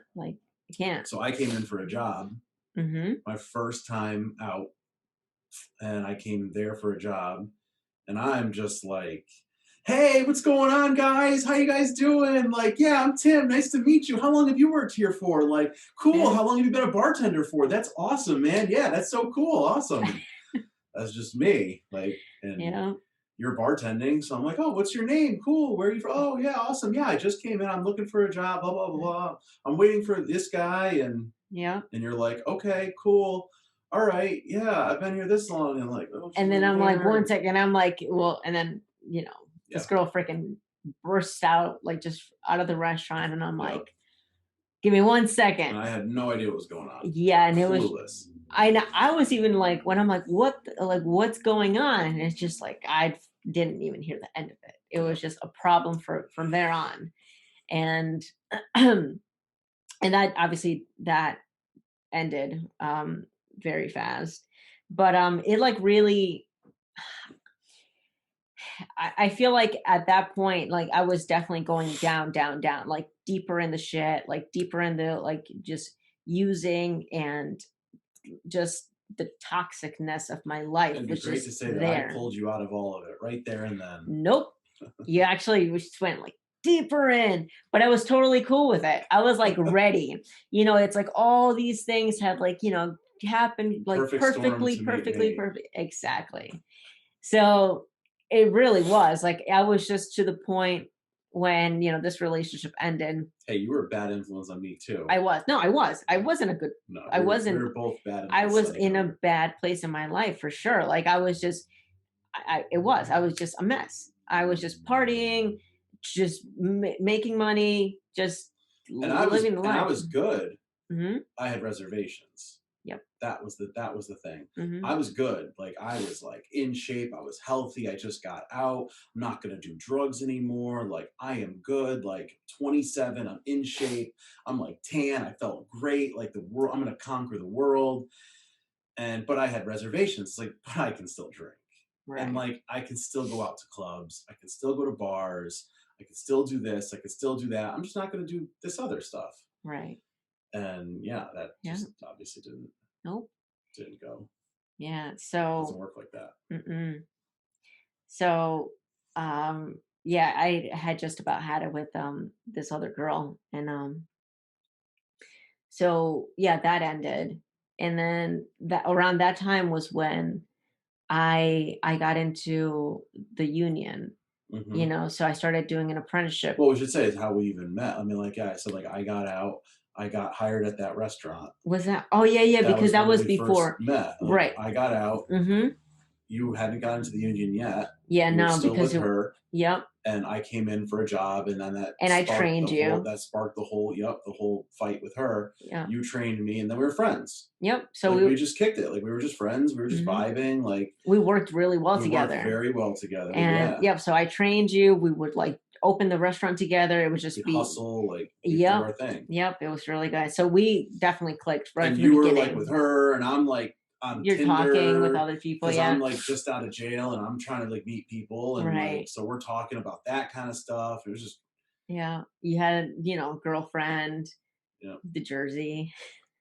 the Jersey. Yeah, But yeah, I mean, so that was the cool part about it was just like that we we were were just friends. friends. We were like No not in each other, right. We weren't expectations. in each other's radar. No, weren't Um trying to show off in front of each other and be the right. best version of ourselves. Right. And that was the good thing because like I hate like once I was done with this girl, like I started dating and I freaking hate dating. Like I hate everything about it because it's so fake. It's just So trying to salesy.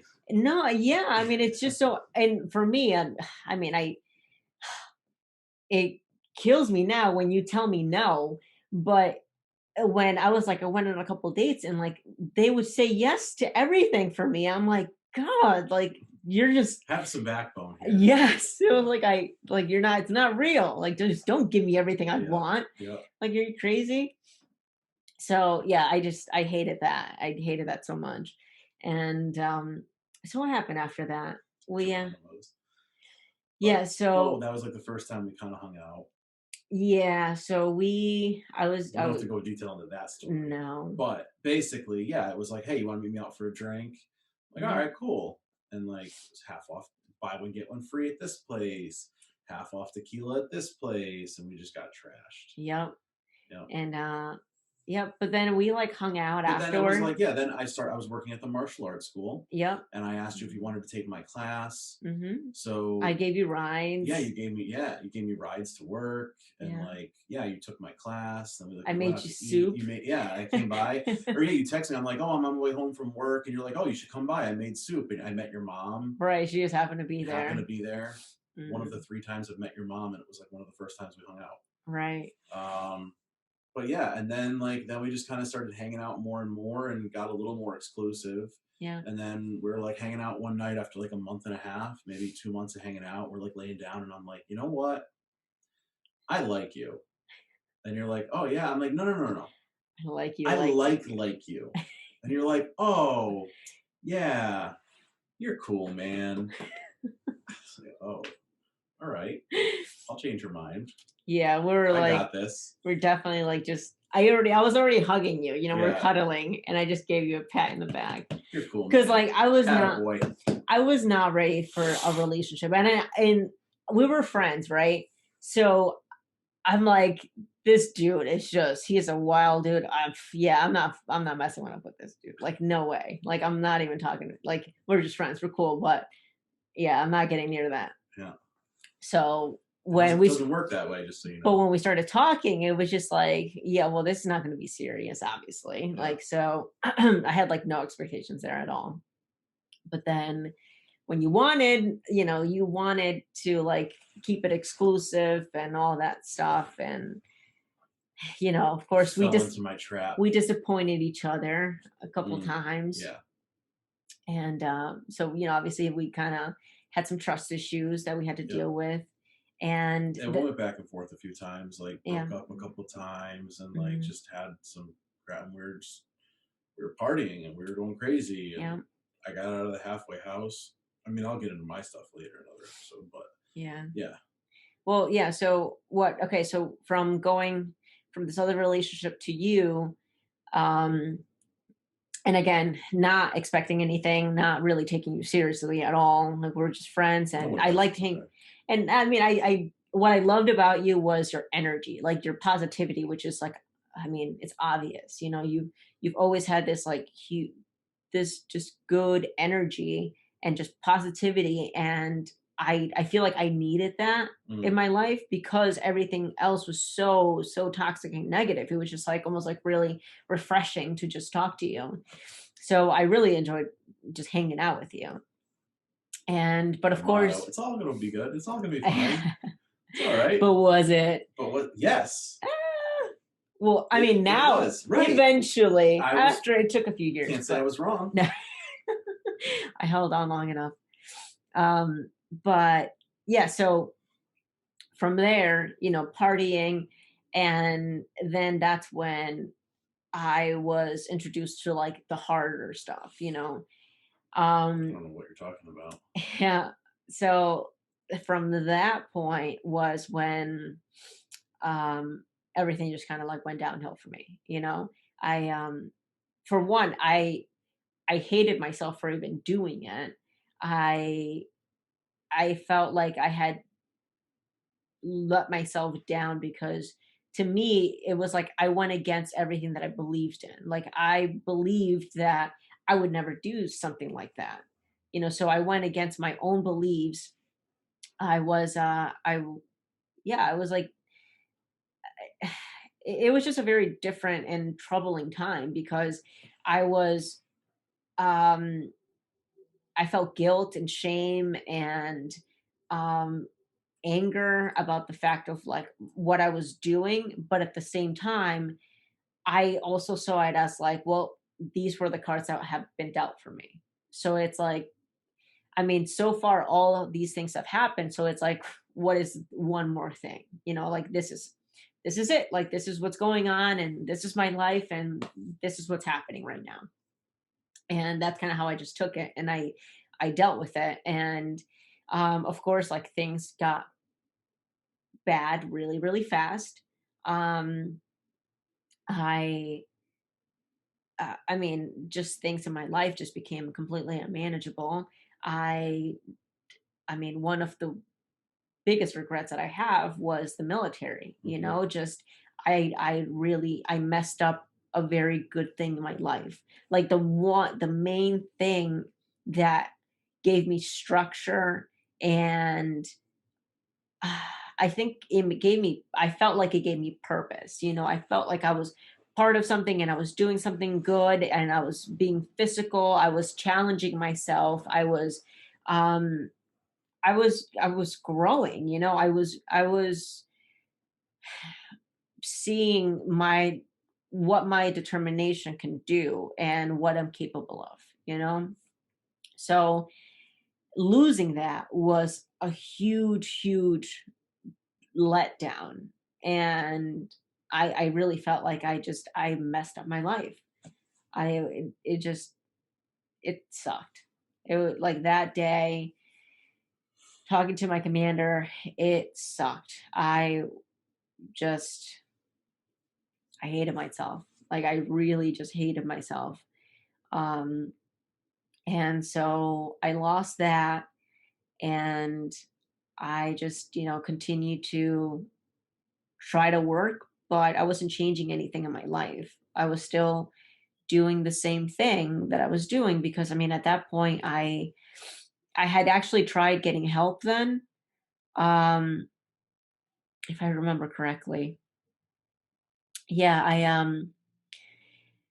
so things were, getting just getting messed up at work, and by then I was actually doing the apprenticeship too. Hmm. So when I was at work, I worked, I worked my butt off and I did everything I could. I hustled. Like I was doing everything okay, but it was getting to work that was the issue, when things got really bad.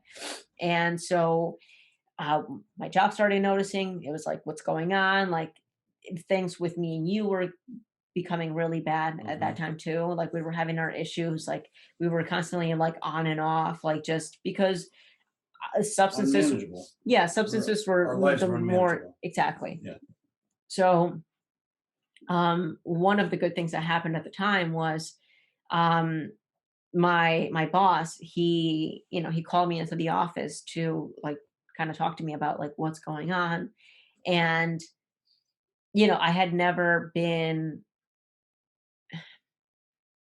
I mean, the whole using thing, like that lifestyle that I was in, it was completely new to me. I didn't, it was just new. And I knew I had a problem, but I didn't think that I could get help. Um, and I mean, even my own bias, I saw this like image of me that it's like, you piece of shit, like I didn't think highly of myself at all. So when, talking with my boss, I thought that he was going to have the same reaction. You know, I he was the first person that I asked for help. I came clean with him and I told him what was going on. And I said, like, I want to go to detox. I want to get better. Like, once I do that, like, if I complete it, like, I could come back to work, like I could do it. And while I was like trying to explain that to him, and I'm kind of crying because I'm asking for help and it's just crazy. Um, he, uh, he was literally praying for me Mm. while I was talking.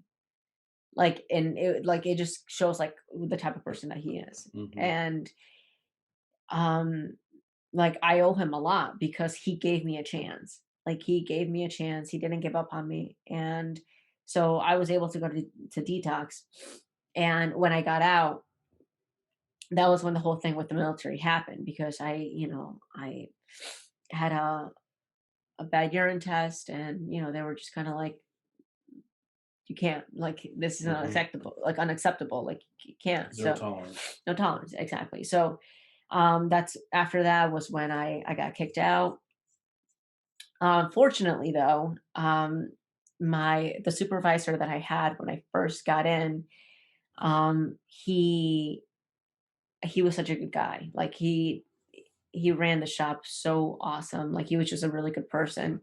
And we went to like, different jobs together. Like we went to Florida to do this job once, and like my work ethic, like he saw how I was truly. Um, like I wasn't this person that I had become. So because of that, he gave me a chance and he helped me out basically. He Hmm. he helped me get a general discharge, which was, I mean, one of the best things he could have done for me.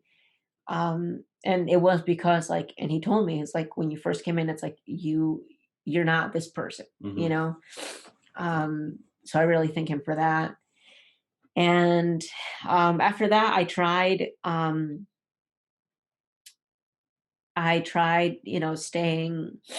staying away from that type of lifestyle, but I wasn't.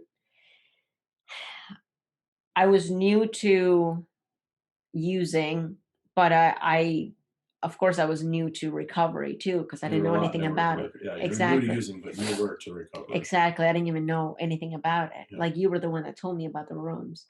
And so getting in there, it was definitely a change. And I wasn't very open-minded because I was comparing myself too much, you know? I always kind of saw it as like, oh well, I haven't done that and I haven't done that and I haven't done that. And it's like, well, those are just um what do they say? Yes. Those are yes, right? Those are yes. So it took me a while to actually get some time clean because like when you got out, you still had reservations. You know, Hmm. you're like, oh well, I'm still young. I can't do that, but I could still drink, right? So that's how I saw it. I'm like, well, I'm a construction worker. I'm like, I can have a beer at lunch if I want, even though we don't do that. It's kind Uh, of should be the other way. I'm a construction worker. I shouldn't have a beer because I'm a construction worker. Because else uh, I'll be a raging alcoholic. Like, right. Well, but I mean, even like after like, on Fridays after work, the guys would get together and go have a beer or something, and it's like a normal thing. So it right. was it was my That's what I'm excuse. saying. Yeah. That's the reason you shouldn't. It's not as bad anymore. But that was my excuse to myself that it's like as to why I could still drink, but I can't do everything else. Mhm. And of course, like that didn't work. And you were trying to get clean at the time too. And I feel like that just created some friction because I started lying about it. Because how my mind worked at the time was okay. I was drinking first. I would have a beer, a small can of beer, and then it very quickly turned into like the tall ones. Mhm. And then I was just having that. And it progressed. And then of course I'm like, well, I don't want you to smell it on me. So Mhm. what can I do? So I reverted back to what I was doing in the past because it's like it's quick and fast and you're not gonna know. So I mean that didn't last, obviously. Yeah, hiding that with your boyfriend who lives in a sober house is not the easiest Well, thing. no, you were living with me then. Oh, okay. Yeah, Right? yeah. You were living Right, with right. me. And so then that's when things got bad again. Yeah, that's before I went to the sober house. Yep. Yeah. And then Then things I started doing the same thing. I started doing the same thing and hiding it. And we are Yep. both doing the same thing, hiding it from each other. Right. What a mess. It really was. It really was. It was like, But then what came out of that was like a little bit of separation, a little bit of time separated, yeah. which was probably a good thing. Even though I know you kind of felt like it's like you left me here alone, like Mhm. because I went into no treatment and went to a sober house, and you just Yeah. kind of went back to your dad's house. Right. So it's kind of like you left me. You're getting clean and you're doing your thing, but you left me.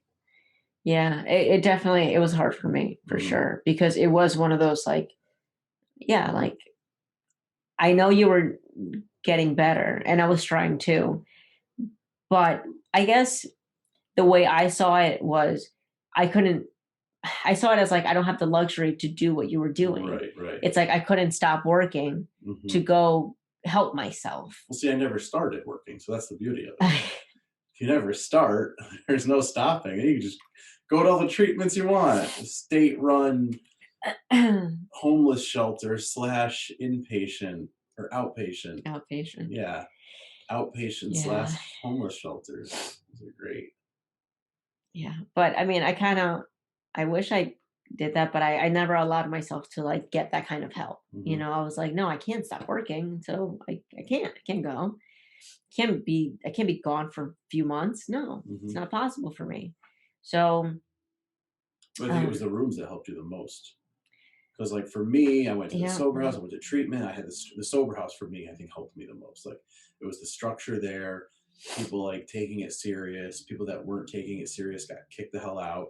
Yeah. And it's just like that did it a lot for me. I think for Mm. you, it was getting more involved in the rooms. Yeah, but that's still like I still struggled. Like it took Hmm. me a while. Like I would get some Well, I think time the difference, clean. I was living in a sober house. Right, If I was still I out. gave a dirty urine, like I'm out.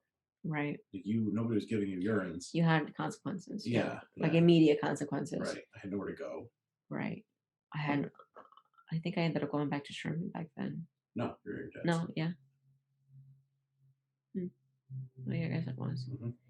Yep. So yeah, that was You crazy. went from the third floor to the first floor, Yep, yep, yep. but you were up in the third floor that whole time while I was at the sober house, pretty Hmm. much. And then you went to the first floor, and I went to my own place. Yeah, Yeah, so it was just kind of, I mean, Talk a little bit about like the rooms and what that's done, because that was, now this is like the pivotal point. Like right. this is the real change. Like this is it. Like, Right. the whole buildup got you to the ledge, which was like the military and like I can't do this anymore, and like I'm in treatment and now you're Mhm. struggling and you're trying and you're kind of doing it on your own, Mm. you know. Oh, and I remembered what I had mentioned before when I was working at the hotel and dating that girl. That was when I had that like that obsessive feeling to like, Mm. Swerve your car off the road. yeah. Yeah. Yeah, so I just remember that. So that like things were getting really bad then. Yep. And when things were bad with us, and I mean I had that thing in my arm Yeah, the birth control. that like it had me just crazy, but like I was basically like borderline suicidal then too, Hmm. so I was just really in a bad place. Um and okay, so getting to the rooms finally, I I guess I did wait for you that first time, like before you went to the sober house because we started going together and that's how I got introduced a little bit. Hmm. But then Well, we probably went solid 6 months together. yeah, but it wasn't Solid. regularly though. I think maybe Pretty once a regular. week.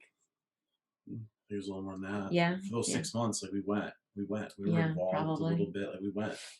Yeah, but We the knew bad thing, people. We knew faces. They knew our names. yeah, the bad thing about that though was we were so codependent Yes, because very much so. We yeah, went to all the same meetings together. yep, Sat yep. next to We each didn't other. really talk, like we didn't stay and really talk to other people. We didn't Yep. really connect. It was just like us and then we left. We Yep. got what we, and so that obviously didn't work for us because once we started having problems and then we split up, then it's like, well, we have nobody, Hmm. I didn't have anybody to call, just really, I didn't have anybody to call in the rooms. And I think sponsorship was one of the biggest things for you. Yes, I didn't have a sponsor So then. yeah, that was like when I was in the sober house, and Yep. you know And we then, started going to more meetings, and that's when you finally got a mhm, sponsor. and that took time actually Yep. Because you had because a couple. I had It took. It wasn't I until think I you had a found few you found yeah. actually. It wasn't until you found the right sponsor. Yeah, because so yeah, it took me. Explain what a sponsor even is. So a sponsor in recovery is someone that has a decent amount of time clean, that has been clean and works the steps. They've gone through all 12 steps Well, with their own not sponsor. No. necessarily, but that work the steps Mm. actively. Because like not everybody has done it, the whole thing, but that they're actively working on the 12-step program, that they have a sponsor, that they have some decent amount of time clean. They go to meetings regularly, and yeah, they basically help guide you in the process of recovery. So they help you go through the step works. They talk to you when you need to, I mean, you're going off the handle and you need Hmm. somebody to talk to. Good, healthy, Hmm. person to look up to, Yeah, I which is mean, something that you lacked for a long time. exactly. Somebody that's been through something you've been through, Hmm. that you can talk to, you can feel comfortable with, that's a role model. And they could give me a different perspective Right. on like my situation, because sometimes like we're just looking at the problem so closely that it's like, well, I mean, it's actually just this. Hmm. And of course, being new in recovery, you're also kind of, your body's getting back to normal, and so everything is heightened and you're sensitive and your emotions are up and down. So it could be very dramatic. And so for me, like I struggled a lot. Like I did go to a lot of meetings. I went to meetings. I definitely had my home group that I went to every week and I shared honestly. That was like, I feel like what helped me the most, that I had no shame in like just saying what is going on in my head, because I always feel like if I don't say it out loud, if I don't get it out, I'm just gonna go crazy. So I mean, some people kind of might have thought it could be a little too much, but it was like it worked for me and it kept me coming. So like that was what helped me then, but it was still not enough because for a whole year, I would have 3 months clean and then use for like relapse for that one day. And then be clean for another 3 months, and then relapse again. Mhm. And it got to the point that like my body would feel it after like 3 months. It was like, okay, like You're we're time to going. go. Yep. Yeah. And it was just, it was bad. But the thing was that I was still not changing. Oh, funny story was that Mike ended up becoming my supplier, you know, and so it was just like an easy thing, you know. This person hardly ever told me no. So it was just easy. I, for whatever reason, always felt like he was meant to be in my life and that he was my friend and that he cared about me. So it was fine. And that's why I kept going back. Which all of those things are false. Yeah, exactly. But and it took time to just change that, you know? Mhm. It's like people, places, and things.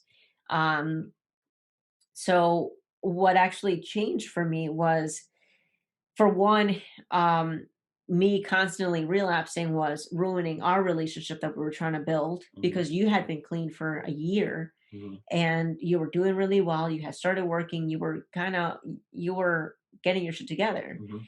And I was trying to, but really struggling because I couldn't see myself with a lot of time clean. Like I just, the people that had 2, 3, 5, 20 years clean, I was like, oh my God, like that, I could never do that. Like I'm just trying to like just get my life back, you know? So it got to the point that I didn't believe that I could do it. I didn't think that I could do it.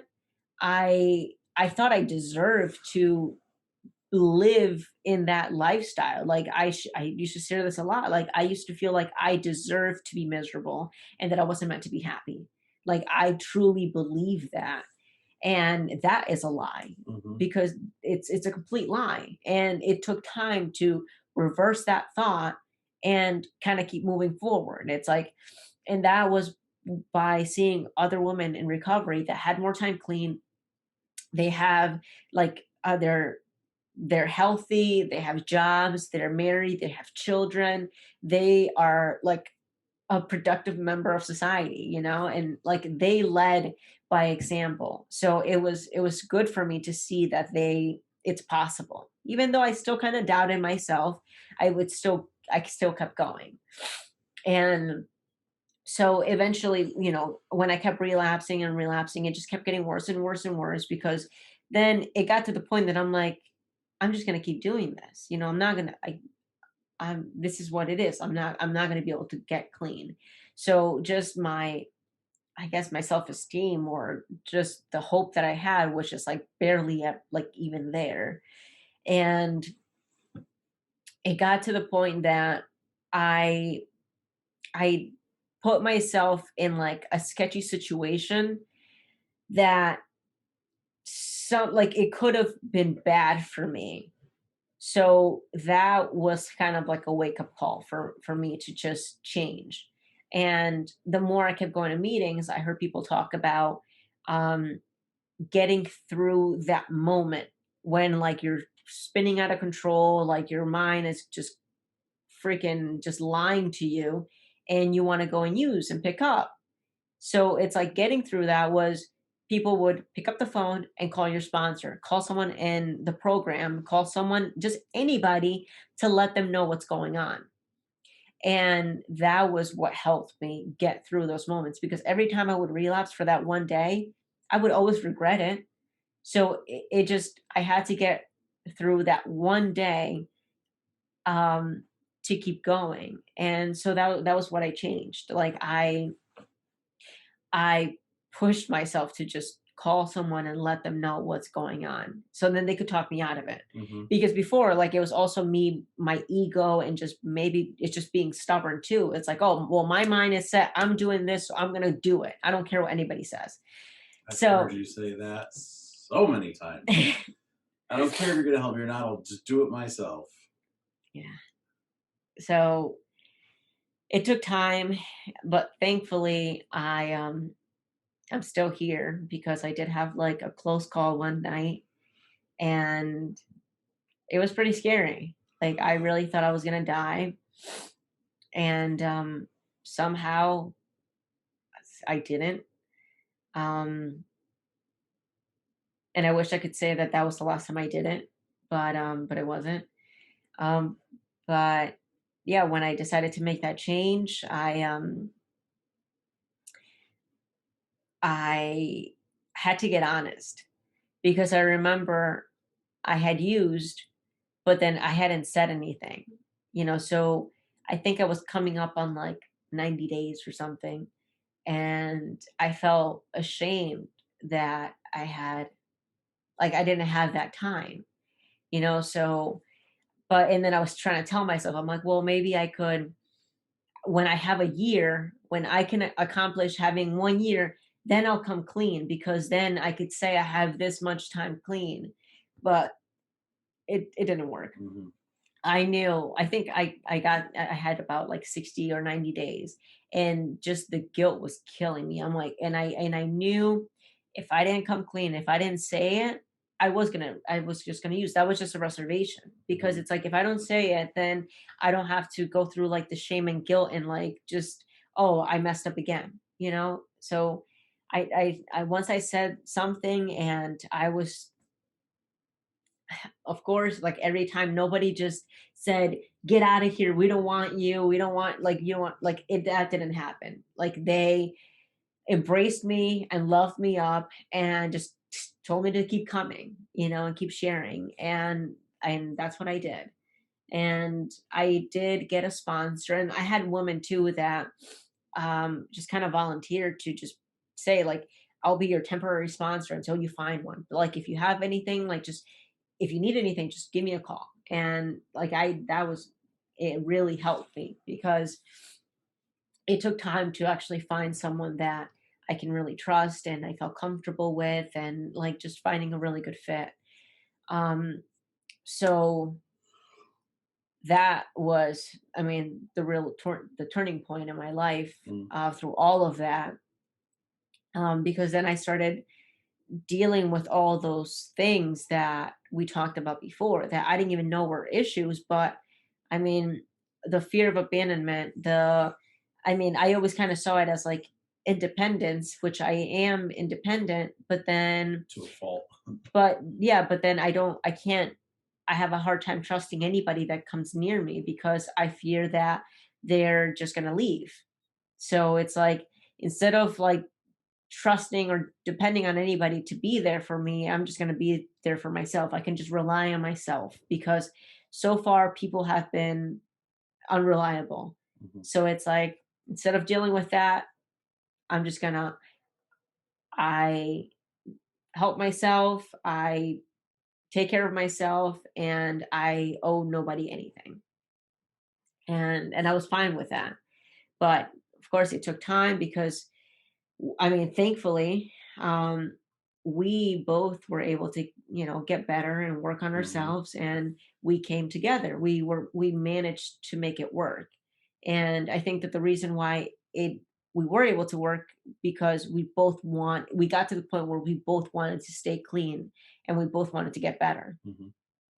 If one of us was lacking that, which I was initially, Hmm. we were struggling. Yeah, and I We kind of kept my distance at that exactly. time. I kind of told, there was a couple times where I'm like, look, unless you got 2 months like clean here, we can't talk to each other for 2 months. There was a few Mhm. times I did that, after you'd relapse. I'm like, look, we can't talk for 2 months.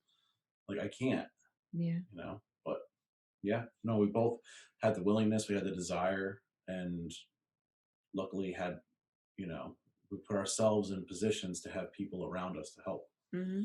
It just didn't happen by accident. We We through worked. through stumbling and failing a few times, many times, that's what we did. We took suggestions, did what we were told from people Mm, that cared about us and wanted us to do good, and put ourselves in situations where we were able to have people around us to help, mhm, until we grew enough to get to the point where we can actually love ourselves and learn to grow, mhm. and believe what's in our head a little bit, and believe Yeah, now that the things that we think are good and are healthy and do have our own are good interests. yeah. you know And even still, like, the negative things that, I mean, for me, I'm yeah, I don't speaking get for those. myself, yeah, I still get the negative thoughts and, you're not enough and you're not doing enough and you're not this and you're not that. Even And before we started the podcast, you were like, it's not yeah, going to be right. It's not going to be great. It's not going to be like this. And, you might do this. And, yeah, I mean, right. just And it's doubting like, you're that. not giving it a chance. Give it a chance. Hmm. Yeah. So, I mean, it takes time, and but I feel like we have worked on our communication, Hmm. and we're learning to trust each other. I feel like we've gotten a lot better with that. Hmm. And you are definitely super, super understanding, which I love you for that because I know I could be a lot sometimes. No. I'm very sullen, Sullen. sullen. Um, Morose. Maria, Morose. That was the word. it was Morose. both. Morose. The definition of morose was sullen. But yeah. Yeah. So, but yeah, on the good note was once we had some time clean, I used the when I used to make $300 and I lived off of that. Mm. I was like, okay, I make X amount of money. I I know I can live off of $300.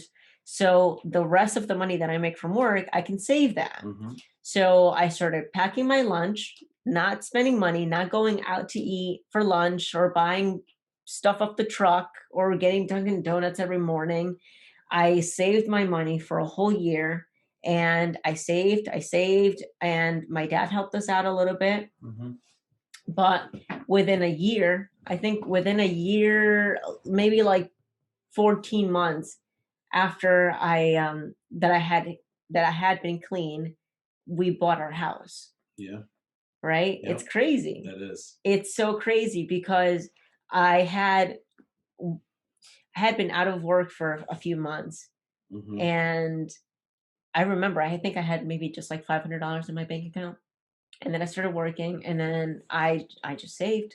I was really strict with it, and I mean, I had a goal set, and I wanted to do it. I'm like, I've been wanting to do that. I wanted a house since I was 21. Hmm. And of course, life happens.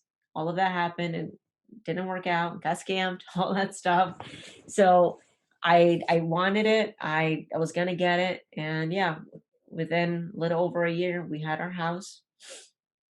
You Hmm. proposed on on our the front step. on the doorstep before we walked in Yeah, after the closing. yeah. Yep.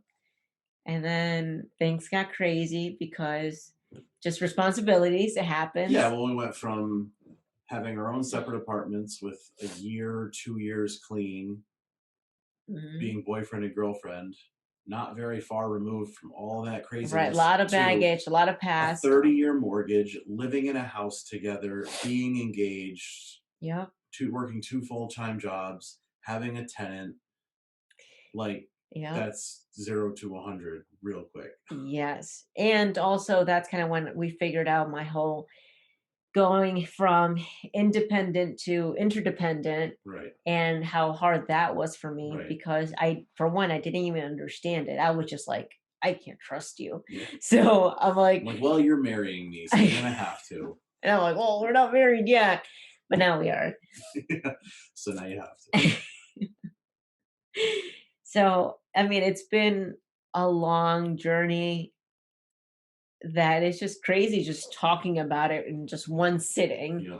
And I feel like I mean, you haven't ever heard like the whole story No. before. Yeah, there's some stuff in there I didn't know. Yeah. And I mean, it's been a crazy ride. But I do, weirdly enough, believe that even with the bad things that happened, they happened for a reason because even how low things got, thankfully, I didn't die. And that put me in position to find recovery and start working on myself. And you were in that restaurant that day to meet the man of your dreams. And I didn't even know it. Well, I mean, that's an awesome story. I appreciate you for doing it, having the guts to do it. 'Cause it's not Thank you. easy. I respect the hell out of you for it, and your work ethic and everything that you are. And I'm happy you're my wife. You're my husband. All right, so we'll end with that. So, yep, that's our first episode. So, thank you for listening. All right, Bye. bye.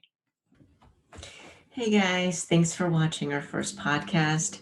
I just wanted to add that I have been in recovery for almost 3 years now. I've been clean from any substances, and that has actually really helped my relationships with my family and my friends. And um, I know I spoke a lot about the story with my dad, but I just want to, just clarify that I love my dad and we have a really great relationship today.